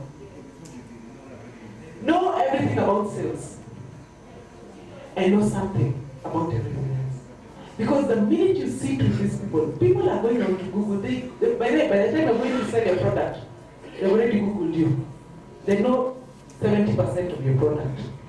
Am I right? So the minute you sit down, and I always talk about this when I train bankers, you'll find a banker, customer will come to you and say, by the way, what's your interest rate today? And you tell them. The next thing they'll ask you is, what's the rate of TB? They call it treasury bills.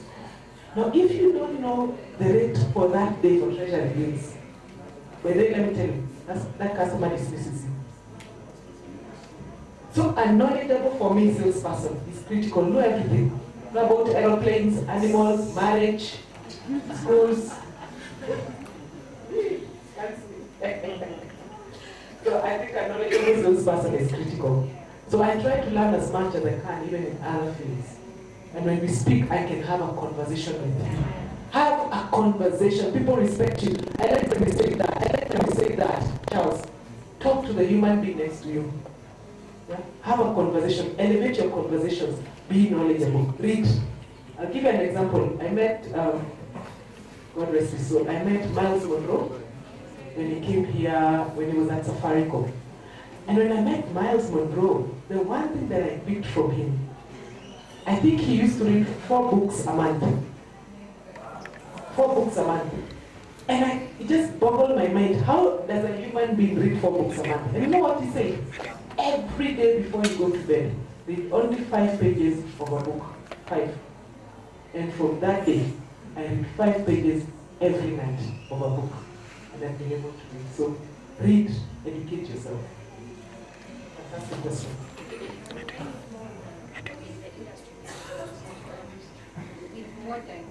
The modern era has been a lot of changes from sales. Before it was sort of related to working down, when someone comes and introduces themselves as a salesperson, you automatically and currently what I'm seeing that happens every is them changing from sales to sort of business development. So that is a more gistier version of a salesperson. So there are sort of a difference between if I say I'm a sales manager or a business development manager. And okay, what has necessitated that change is because we are now calling ourselves be the consultant. Be the trusted advisor. You're no longer a salesperson. Why?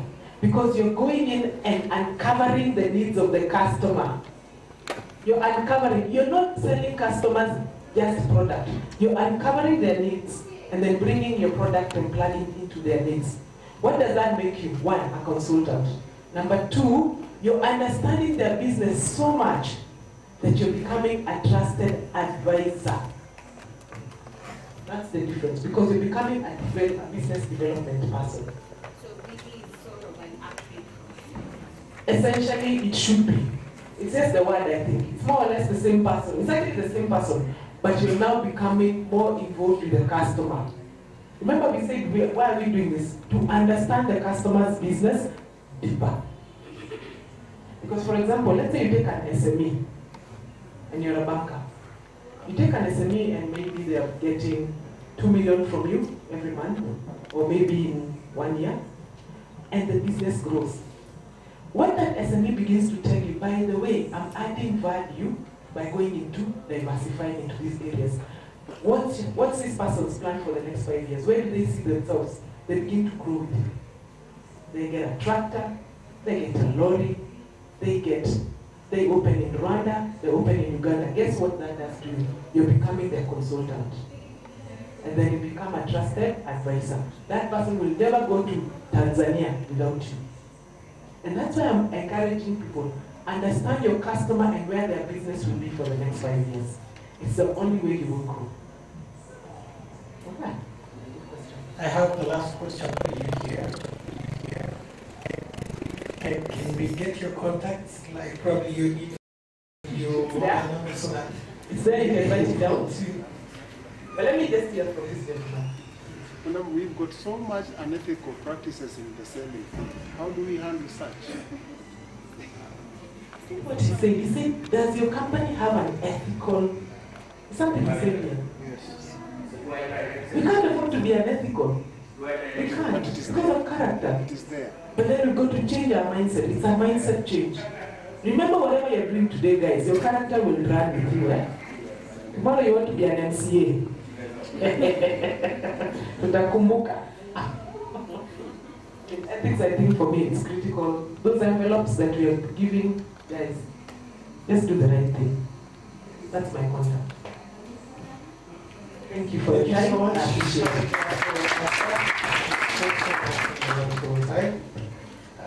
This question about ethics has been there for as long as I can remember, and like how people say it starts with you. It actually starts with you as a marketer. You are the first person to be contacted when it comes to this unethical issues, and how you're going to handle it then determines your roadmap for how you're going to deal with this client, not just then, but even in future. So it starts with you, but not just any you, but you as a marketer. We are going to our final presentation. I was reading the bio of this gentleman, and the last line really caught my attention. It It says Moses is a multiple award-winning tech blogger at moseskemibaro.com, where he rants and raves about all things digital in Kenya and Africa. Let's give a hearty clap for Moses as he comes to this. And this is my presentation. I'm going to have the both hands from Victor, and then we can leave. Can you be patient?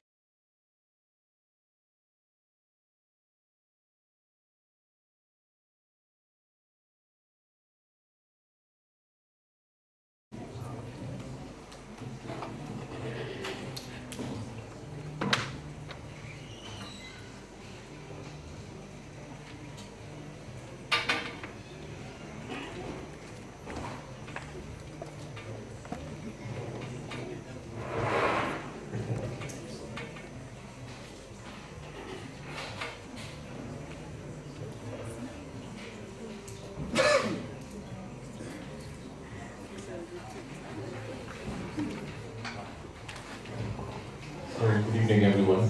It is evening, right? It's not afternoon anymore. So I have the honor of doing the graveyard shift, which means that I hope I don't bore you to death and fall to sleep.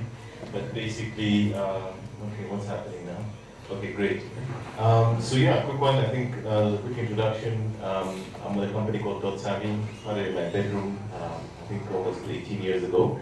And you know, we basically work in digital marketing. I also currently work with the Perform Group on sales, which is gold.com, which is another website. Over 2 million Kenyans a month visit that in Mobi. And also OLX, Dealfish, I was involved in that, and I also blog.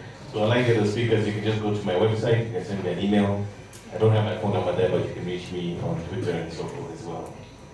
So I like to always start with this kind of building a context, because I think when you think about digital, what is it, right? So digital, first of all, doesn't obey the line. You know, traditional marketing we talked about, below, in between, whatever, marketing. Digital doesn't follow any of those rules. It's cost efficient. Yeah, what you can do with digital with 800,000, which is what I think a full page ad today costs in the nation, digital with that for a whole month. So it's cost efficient.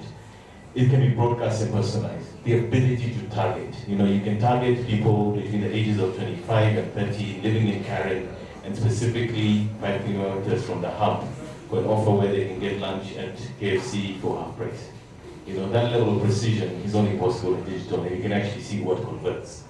It always provides, or should always provide, a return on investment. Digital done properly is the one medium where you can actually measure performance, yeah, unlike other mediums. And then lastly, it can be both reactive and proactive. If you run a campaign and within 1 hour you're not seeing results, as we do sometimes on our campaigns, you can adjust and change and adapt so that you can then increase performance based on the insight that you're pulling in within literally real time. Ultimately, what are we trying to achieve with digital? We're trying to drive sales, we're trying to drive we're also trying to drive brand visibility, we're trying to improve service delivery to our customers and prospects, but more importantly, we're also trying to be efficient with our marketing. We're trying to save money and generate value without spending too much. So things that we need to think about. Number one, according to Cisco, 80% of internet consumer traffic next year will be video. So what this means is whether you're a brand, an individual, or anyone working in marketing, if you're not creating video content, and I do mean even Facebook live content, then basically you're cooked, because no one is looking at your copy, no one is looking at your pictures, they want to see video. And video with it doesn't have to be rocket science. It can be those slideshows you see on Facebook that take you 5 minutes to put together. Visual content, motion, graphics, things that are moving and changing is what we like. Our eyes are drawn to that. There's the internet, and then there's Facebook. Okay, let me just be very clear. The internet and Facebook would almost coexist separately, and they'll still both succeed. Facebook is massive. There are over 2 billion people on the planet use it. So when you're thinking about your marketing strategies for digital, are you thinking about Facebook and having a specific Facebook strategy? Because the reality is right now in Kenya, almost 9 million Kenyans are there. And by extension, if you look at Instagram we estimate is at least 5 million. So those two platforms on their own, and Twitter's and the others, do have a huge audience. This is some research we got from Google, and what we found is that already we're spending more time on our smartphones than TV. Me, I can't remember the last time I went home to watch TV, except when it's my beloved Arsenal, which by the way grew the other day. We should have won that game. Are there some people in the room? Is it a wonderful season? Are we loving it? And I stayed up at night till very late to watch that game, and I was so desperate for a win, but you know what, we didn't lose. That was fantastic. So we're spending more time on our smartphones than watching TV. Yeah, and that's the reality. The people who are endemic to digital, again, this is research we got from Consumer Barometer from Google, is your sort of under 25, you're 25 to 34, and then 25 to 44. So if you're thinking digital, that is your most digital endemic audience that you're able to target. So think about the brands, the products, the segments. Is the guy married? Is he not married? Is he got children? Is he not got children? Think about how you plan your campaigns, because not every consumer of those 8.5 million on Facebook or the 20+, depending on that audience. And yes, it is trending higher because even nowadays I've noticed on social media, which is where shows now go to see their grandchildren's pictures, even they are doing emojis like this. Have you seen? Yeah? So it's no longer the young guys, but it's mainstream. This is profound, right? This is the cheapest phone you can buy in the country today. Officially, not undercover, not River Road, 3,500 shillings for a smartphone. What does this mean? This is the trend that we're now seeing in our homes where we're all connected. In the places that you don't think you should have fiber to the home. Just go down Mungwakiwe and you'll see areas that you never imagined would have fiber to the home have it. And in some cases costing less than 1,000 a month. Yeah, and this is the reason why. What was the first question that my current maid asked me when she joined us?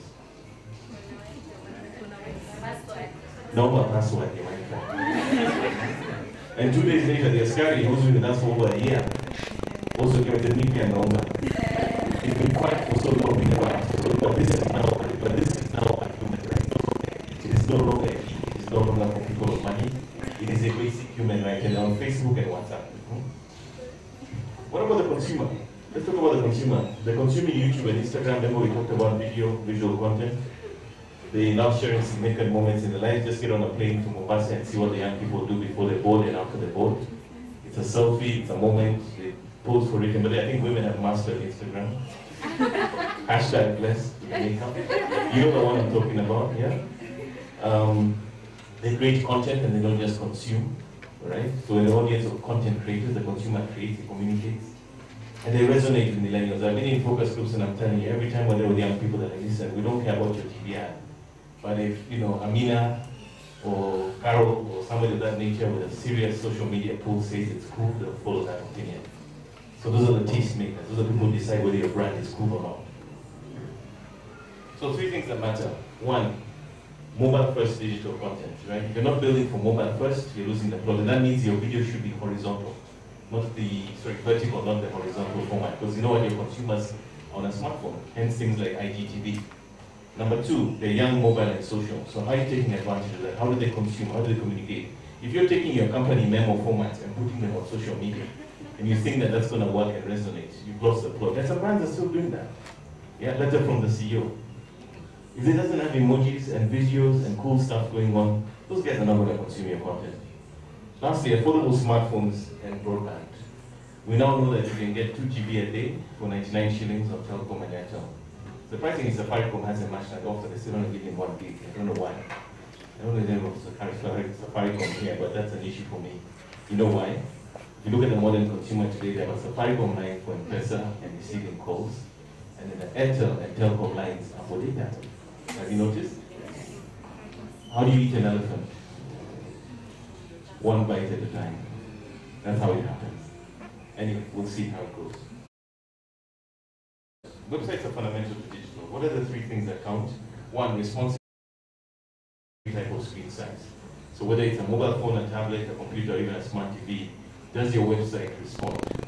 Number 2, content. You have to be high quality. You have to be high quality. Your website will be ugly, but if the content does not serve the purpose of informing, educating, entertaining, or servicing the end user, your website is pointless.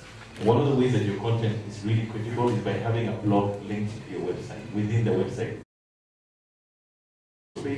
Those pages determine your ranking on Google, and the more content you package regularly that serves the purpose of the end user, the higher the ranking you get.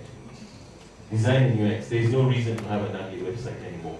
You can go live on websites like themeforest.com, $50, you get a beautiful design, you get a developer, you can have a website up and running for less than $200. It is not rocket science. 10 years ago when I was doing this stuff, we did everything by hand. Now, guys cut and paste and they do it. Corporates have no excuse to have a bad-looking website because they can afford better, they can afford custom design. So those excuses are no longer relevant. Conversion optimization. There are data scientists who operate in companies like Amazon that get paid millions of dollars every year because of what we call conversion optimization. It is the idea that the user should not click. You drive them towards a path to conversion or a path is almost formulaic. You provide a value proposition, and in this case, you have a lead capture form. That could also be a buy button. Click here to buy. Click here to download. Very simple. Don't make the user think. Keep it concise, keep it simple, convert them on that landing page. This is where we all live today. The one in yellow, I'm still trying to figure out. But the other ones I'm okay. Those ones are fine. But the point is, this is where we spend our time. The universe of social media in this country is quite large. 15 million out of a population of just under 60 million. The biggest one of them all is Facebook, almost 9 million by the end of the year, but the one you need to watch is Instagram. Instagram is blowing up. And how you can tell this is by how many responses somebody gets on a post. The same post on Facebook, the same post on Instagram. And then look at the numbers that we see, especially in markets like Tanzania. There are guys that have 6 million, 7 million followers on Instagram. They dwarf the biggest influencers in Kenya. But it just shows you how much legroom there is for Instagram to grow in this country. Right? A decent influencer in Tanzania has 3 to 4 million followers.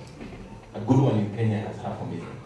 So there's something there to be said about the growth opportunity. But Instagram is where the young people are living, and that's where you engage them. When you're doing your social media, think about the 2 steps, acquisition and retention. In acquisition, we listen to conversations before we talk. Early in the social media, again, people just used to jump in and talk as a brand. Now listen to the tone, understand what's being said before you talk. Look at what your competitors are doing. Look at their engagement levels, what content is getting the most clicks before you even put a post out. Secondly, create content based on that insight. Good content, cool content, but most importantly, content that adds value to the end user. Not this thing we see every day of sell, sell, sell, sell, special offer, buy, buy, buy, buy. Consumer doesn't want that. And somebody put it online the other day, it's like meeting a girl in the lobby of a hotel and then telling her, hi, my name is Moses, let's go upstairs to my bedroom. Yeah? You need to build the relationship. You need to have a first, a second, a first, a second, a third, a fourth, a fifth date before you can tell her to go upstairs. And then you engage, you have a communication, you start talking, get to know each other. And hopefully if it's working out, they become an advocate. That means they speak positively about your brand. They talk about your brand, they love your brand. And guess what, when somebody like Robert Alai or Cyprian Yakundi comes after your brand, they're there for your defense because they love your brand. And shockingly, I've seen it online, people are equally supporting and against brands like Safaricom, Zuku, and even JTL when it comes to home internet. But the irony is that it depends where you live when you use any of those providers. In some places, people are for Zuku because it never goes down. But the common narrative seems to be that everyone complains. Surprisingly, some people talk about fiber and complain that it never works. Others say Safaricom works, in some areas it doesn't work. But the most important thing is, can you build advocates for your brand when things go wrong? When people tell me social media is easy, even my son or daughter does it, and they're not even in campus. This is where I say, this is where the rubber meets the road.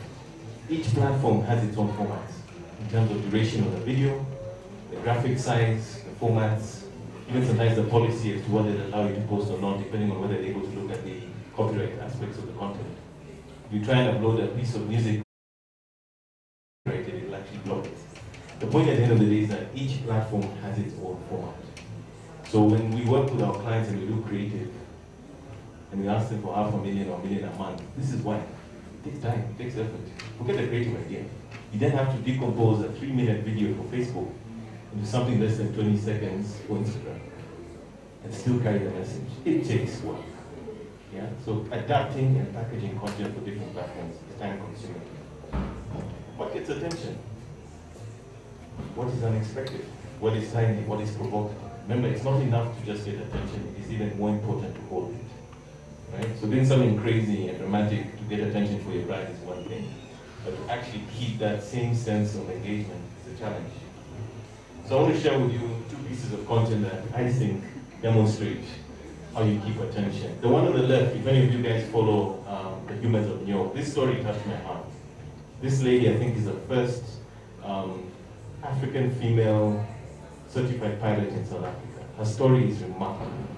But here's the thing, at the heart of this particular piece of content is a very compelling story.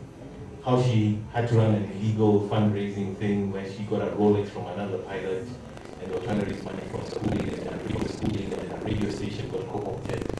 And then the way she, she even, found out about what it took to become a pilot, and they couldn't afford it, but eventually she made it. But look at the number of likes and shares at the bottom. Yeah, over almost half a million engagements, and then almost 35,000 shares. You don't share something random up to 35,000 unless it's awesome. Right? So the heart of the matter is whether it's Google, Facebook, good content right is the top. The second one is a local story. And it's one of the ones where I look at it and say, damn, I wish I'd done this for my client. But here's Gloria Alexa, where all the men in the office to support women on the breast cancer awareness day, all dressed as women. And some of them shockingly look like women. In the sense that you look at the dude and you're like, oh, you mean it's a dude? Okay. The legs look like a woman's legs. But anyway, the moral of the story is this piece of content was shared over 6,000 times, almost 7,000 times. And then the likes and comments were in the region of 6.1. But look, the shares are almost as many as the comments. As in, there were more people sharing it than liking it. Meaning it's such a cool piece of content. Like, I want all my friends to see this. And then the algorithm in Facebook says, this is such hot content, let's keep opening up the visibility in the algorithm. But it's just showing you that a brand can also create shareable content when it's actually entertaining, cool, educative, interesting, because it resonates and people are like, wow, that is so cool, that is so different. So when you think about content that actually resonates, it's tightly focused on your existing and intended audience. It's helpful, useful, valuable content, not buy now, Black Friday. 15% off every day for the next 5 days. Entertaining content, like I just showed you with Gloria Alexa, and content that is woven into some form of storytelling. The storytelling piece is very important. I'll come back to this theme. But ultimately, there's a paradigm shift happening. It's no longer about how many ads you can buy. It's no longer about putting a piece of banner ad on every website that you find online and saying, buy, come to our website. The most important thing to take away from the content piece is this. Do you want to be the destination or do you want to be the distraction? Because the idea here when it comes to content marketing, and I think one of our previous presenters mentioned this, is you want to be the destination. You want people to come to you because you have something of value and not because you interrupted them when they were doing something of destination. So can you be the source versus the distraction?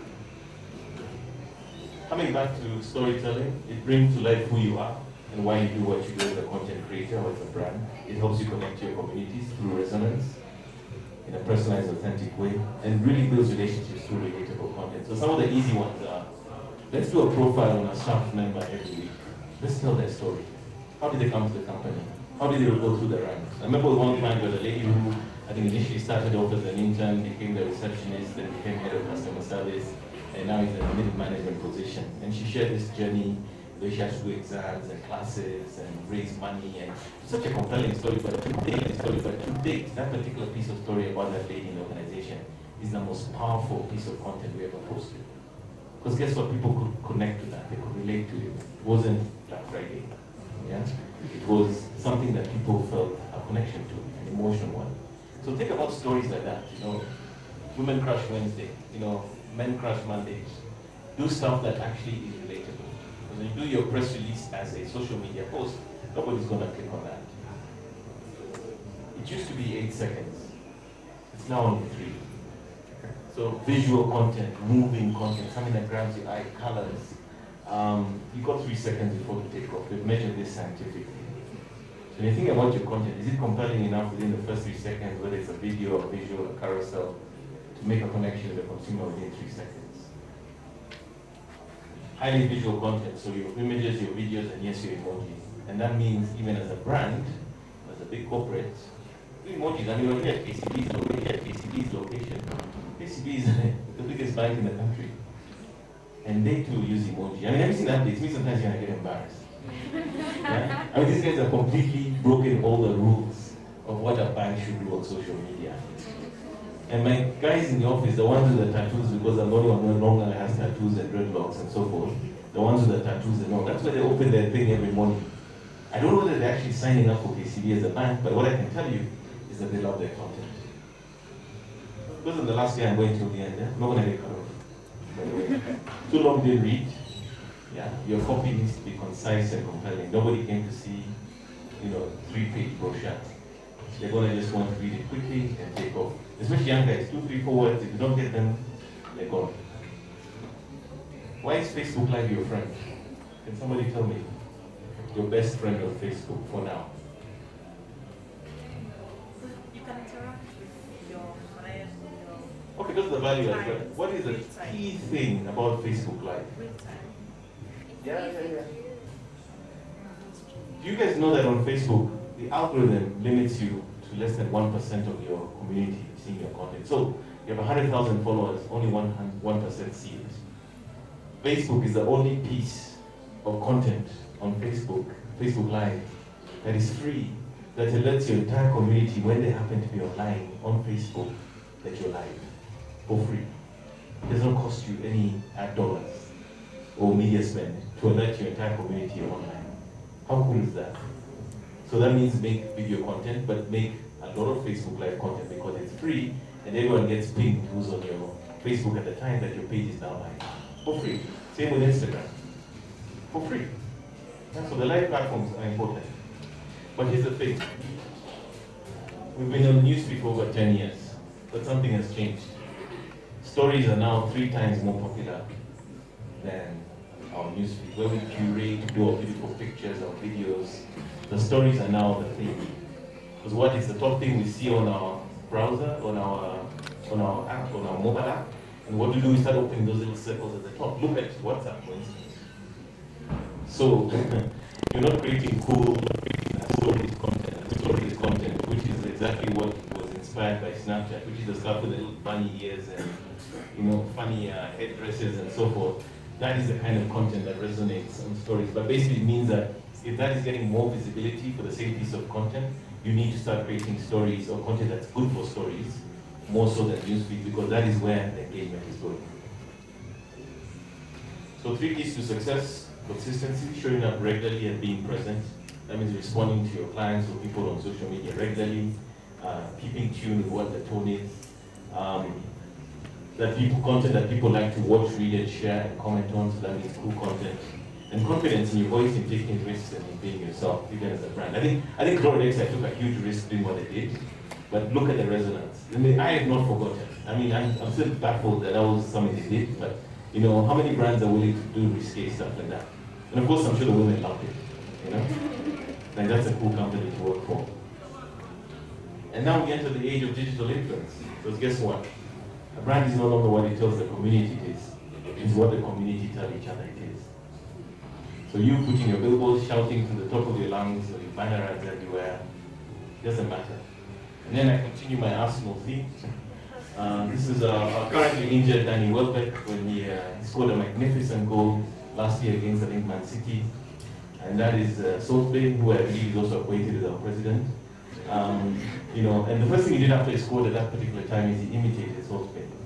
And this is the power of influence. We start to imitate the influencers, we start to behave like them, we start to see what they're all about. So key benefits of influencers. So I think this theme has come up a lot, and it's one of the big trends that's coming up. Influencers are generally considered to be underpriced at the moment. And they have the reach, they can reach millions in no time, they have original content. That's why your Bushes and all these guys are creating scripts and content for big brands, because they can do stories and things that no one else knows. I remember once interacting with Biko Zulu on behalf of a client, and he started spinning a story on the phone. I was literally giving like a verbal brief. I was like, so this is what I'll do this. These guys are storytellers. They do stuff with content that brands cannot. And then lastly, community trust. An influencer is able to weigh the opinion of people because they have trust. Just look at Boniface Mwangi. Look at every piece of content that Boniface Mwangi posts on social media. Look at the one he wrote recently about the Makueni Kabana. Look at how many shares it got. It completely dwarfed anything because everyone puts in terms of shares. That guy is an opinion maker. That guy is a tastemaker right there. People listen to him. But it's because they have the trust of that community that whatever they're saying is authentic and meaningful and somehow resonates with the community. This is the formula that typically makes influencers important. You talk about your brand, nobody listens. Influencers talk about your brand, they start to listen, and then others start to talk about the brand within the community. So the goal is to jump from saying who I am and how fantastic I am to getting people to say how fantastic your brand is. Okay, that's the objective. So this is a piece of content that was published by Biko. It was a story about a retailer called Studio 66, who are located at the Valley Arcade. There's a pair of shoes worth 55,000 shillings. And you'll notice at the bottom that they had almost 1,400 shares. It was a completely organic piece of content. There was no paid media behind it. It did not cost them anything to boost it. The content sold itself, and people kept sharing it, and the algorithm on Facebook rewards content that keeps getting shared. Facebook wants to reinforce the behavior of you continuously consuming content on that platform. So the idea is that it uses storytelling to tell a narrative about a pair of shoes, which incidentally I went 2 days later to check and was sold out. Yeah? Influencers moved the needle, but it was packaged within a story. Not anywhere do you see a tag of Studio 66, but guys showed up. This for me is one of the most profound pictures of influence that you can ever see. You have Exchange on the left, the prince of new media, so to speak. And then you have Jeff Koinange, royalty when it comes to traditional media. Literally royalty, CNN the works. And yet, Jeff Koinange has fewer followers on Twitter compared to Kendall. And it shows you almost like the passing of the baton, as it were, from the old to the new. But the most interesting thing is that Exchange gets flown around the world to do stories for brands like, I think Qatar Airways last year when he went to Camp Nou, and he was doing something about the fact that he was sponsoring Barcelona. But the point at the end of the day is that he's sort of reached the highest echelons of influence when it comes to digital. DJ Joe found, love this guy. Now he is kind of like a real manifestation of influence, because if you have ever been to a Joe Fowler event, you'll understand what I mean. There's like 3 or 4 people live streaming him on different social media platforms concurrently as he performs at an event. So you go to Instagram, it's a different feed from the Facebook one. Somebody's tweeting, somebody's doing, I mean, it's like he has essentially what I like to call a media of one around. Right? And he's managed to parlay this to the point that he became the brand ambassador for KFC. That was not because of his time on Capital FM, it was because of the sort of the focus and the influence he's built over time through his digital platforms. So he's mining it, he's milking it completely. And then of course you have some of the more established ones like J-Mo. You guys are all laughing. I knew J-Mo before he was J-Mo. You know who he is, what his name is? It's called Wilson Muriani. He used to work at account manager at Squad Digital. He used to work at Nation Media selling ad sales and stuff. And then one day he does this and he blows up. His alter ego, J-Mo, is more well known than Wilson is. But let me tell you the interesting thing. This guy has a studio, he's hired people around him, he's built essentially a whole business around his influencer persona. Truth Slinger, do we know him? Mutua Mateka, the photographer. So let me tell you something cool about this guy. His photography is so good that people regularly plagiarize his photographs. The skylines at night of Nairobi and all that. But guess what? It's a great business. You know why? Every time they plagiarize it, he sues them. Or rather, he has a talent management company that sues people for even millions of shillings, and he makes some good money in the process. Imagine that content is so good that people regularly steal it and it turns into a business. Yeah? But more importantly, we're seeing him right now on the billboards for who? For Hennessy. Yeah? So he's transcended just like John Farman to sort of like the most mainstream of possibilities when it comes to influence. So this is the queen of influence, Kylie Jenner. Look at the number of followers, 119 million. Can any of you guys guess how much he charges for Instagram posts for a brand?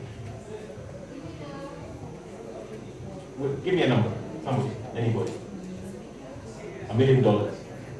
This is the part where you wonder how a 19-year-old mother of one, part of the Kardashian clan, worth $1 billion in her own right, gets paid $1 million for Instagram. Makes you wonder about your day job, huh? But here's the thing, when she does a post for a brand, they usually get 5 to 10x ROI when she does that for them. So she's better value than TV. She's better value than radio. She's better value than print because she delivers the goods, even at $1 million. Because what? She's got what? Twice the population of Kenya following. Yeah? Let's go there. Almost the size of Nigeria follows her. You know? It's huge. So when you think about influencers, think about first of all the one who resonates. It's not about the numbers. I heard the conversation earlier about micro and macro influencers. We want to get the ones that have essentially the resonance. If you're going to go do business stuff, look for Alikan Sachu, look for Biko Zulu, or look for Bankelele. They focus on markets and financial services. No, you're looking for cooking and so forth. Look for Kaluhi's Kitchen. You're looking for fashionista, lifestyle, go to Nancy Mwai, look for the right fit. But what is interesting amongst the micro-influencers, they may not have 1 million, they may have 10,000, 20, 50,000, but they are interesting from that perspective because they're not only affordable, but you can buy many of them and get them to work for you. Put storytelling at the heart of it. Yeah. Don't give them a script and say, post this. Let them take your message and package it for their audience the way their audience likes to receive their content. Just like because Zulu did for Studio 66. Grant them creative license. Because after all, why are you using them? You want their creativity. And also partner with influencers who regularly engage with brands. So influencers, again, are different kettle of fish, but they're those who have actually built a way and a knowledge of how to actually bring our brands properly. So digital advertising, critical in terms of how you can target through behavior, advanced data, location, and all sorts of criteria. This is what really makes advertising on digital sexy because you can really drill it down to a specific audience, and in doing that, you can then reduce your cost and increase your ROI because it's precise, it's surgical. It's precise and therefore not general like you would with a billboard or something like that. And this is some data again that we got from Google where they were showing us that actually, we're spending only 4% of our budgets on digital, but 22% of our time is online, which is only a fraction behind TV, but I think these numbers are already out of date because I'd wager that we're now spending more time online than TV. And look at the fact that print is only 3% of our time, and I can attest to this because in the office I'm the one who opens the paper to look for tenders, and my driver is the one who looks for SportPesa. Yeah. The point is we're the only 2 people in the office who look at the newspaper. Everyone else says they don't need. But basically, what that suggests is that digital right now in this country is underpriced because so little money is going there. And the moment it starts to pick up, the moment the big brands, the medium-sized brands wake up and say, hey, we need to be in digital in a big way, let's go 20%, 30%. Guess what? Those little cheap clicks we're getting on Facebook are going to become expensive. That Instagram campaign we're running for 100 bob a day won't be possible anymore. So right now it's a land grab. You need to pump in as much money. Because remember, 800,000 on Facebook for 1 month versus a full page ad in the nation for 1 day. 800,000 on Facebook, you literally own it at that budget for a whole month. And yet we insist on a media that is only consumed by 3% of consumers. It's scary. I don't know why marketers do this. I don't know if it's peace of mind or it's tradition. That is how we have always done it. What is the logic? Or is it because they buy billboards on the way that the CEOs driving to work? And so that you can say, yeah, we're everywhere in the country. Who makes on the way that he takes them home to the office? I know about these things you marketers. I know. These things that you do to look good in the office. But it does not serve the brand. It does not serve your mission as a marketer. Go out there and do some serious damage on Facebook and Instagram and see what you can accomplish. Right now I have a campaign where we sold 2 houses for a client with 15 million a piece for less than 50,000 shillings on Facebook. Not Google, Facebook. Shocking. Guys coming back saying, now I want to give you 200,000. But it works. That's what I'm trying to say, because of that ability to buy cheap. So how can you target? You can target by the time of day. Your KFC in the city center, your customers coming from 9 in the morning, you can start pushing a message to them in the community.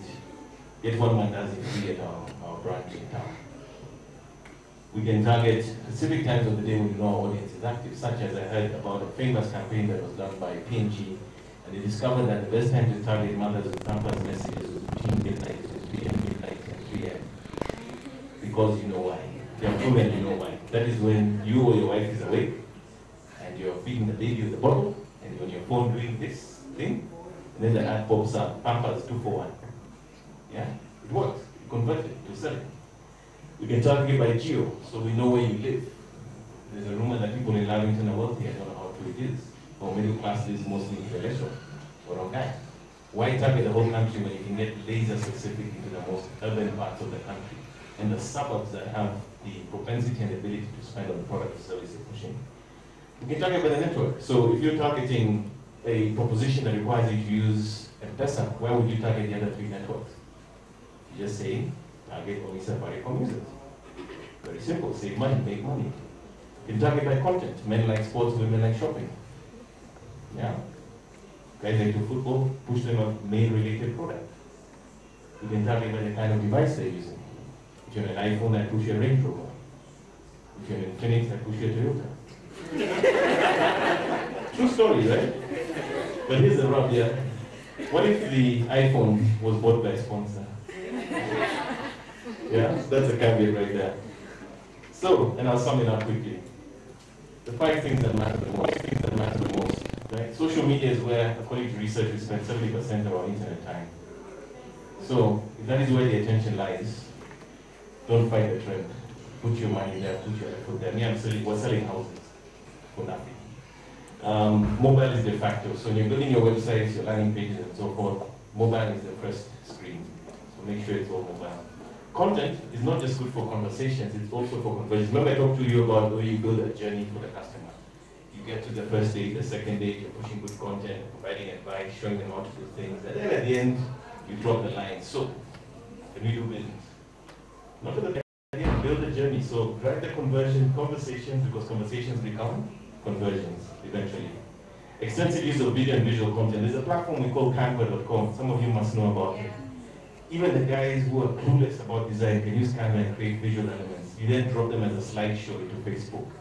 And suddenly you have superpowers like that designer with the dreadlocks and the tattoos. You can create cool content using Canva. I do it all the time. And what I like to say is, like, I like to be practical. That's not rocket science. There's another one called WeVideo. You want to create cool videos. Yeah, throw in your Canva content, put in a soundtrack, even a voiceover.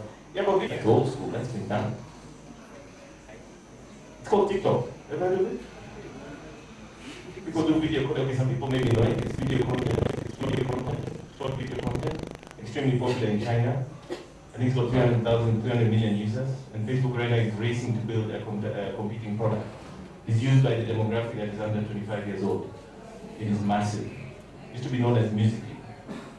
But basically, I tried using the other day, and it's hilarious. Just go in there, just content, just funny videos. But the moral of the story is, you guys know about TikTok. Do you know about YouNow? YouNow? Ever heard of it? You see, you guys are old school. Snapchat is old school. Yeah? So basically, there are new platforms emerging, and the question then becomes, as these become popular and are the most popular platforms with your sub 20, 25-year-olds, what is your brand or organization going to be doing about that? TikTok is growing, it's going to do the Instagram thing, give it another year. Are you ready? So forget the past, start to also look towards the future. Thank you very much.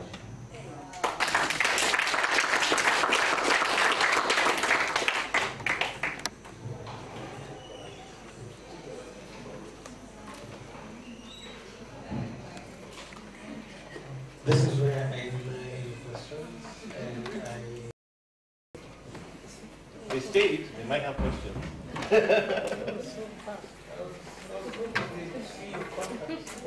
Oh, but they know my website, so just Google me. I'm there. Okay, just Google me. Is there. But I'm okay, I'm here. My business cards are, I'll give you my All card. right. All right. Just 3 things to note, Moses. One,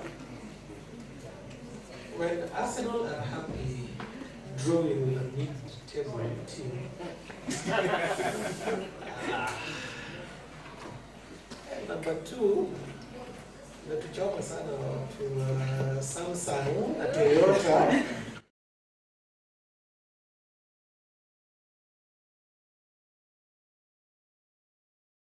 I can see Thank you so much for your presentation. And thank you everyone for hanging around till now.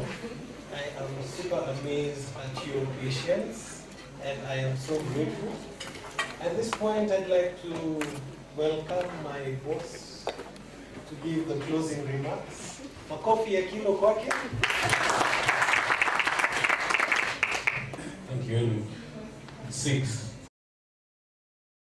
Very 6:30. And I look up and I see we still have people here.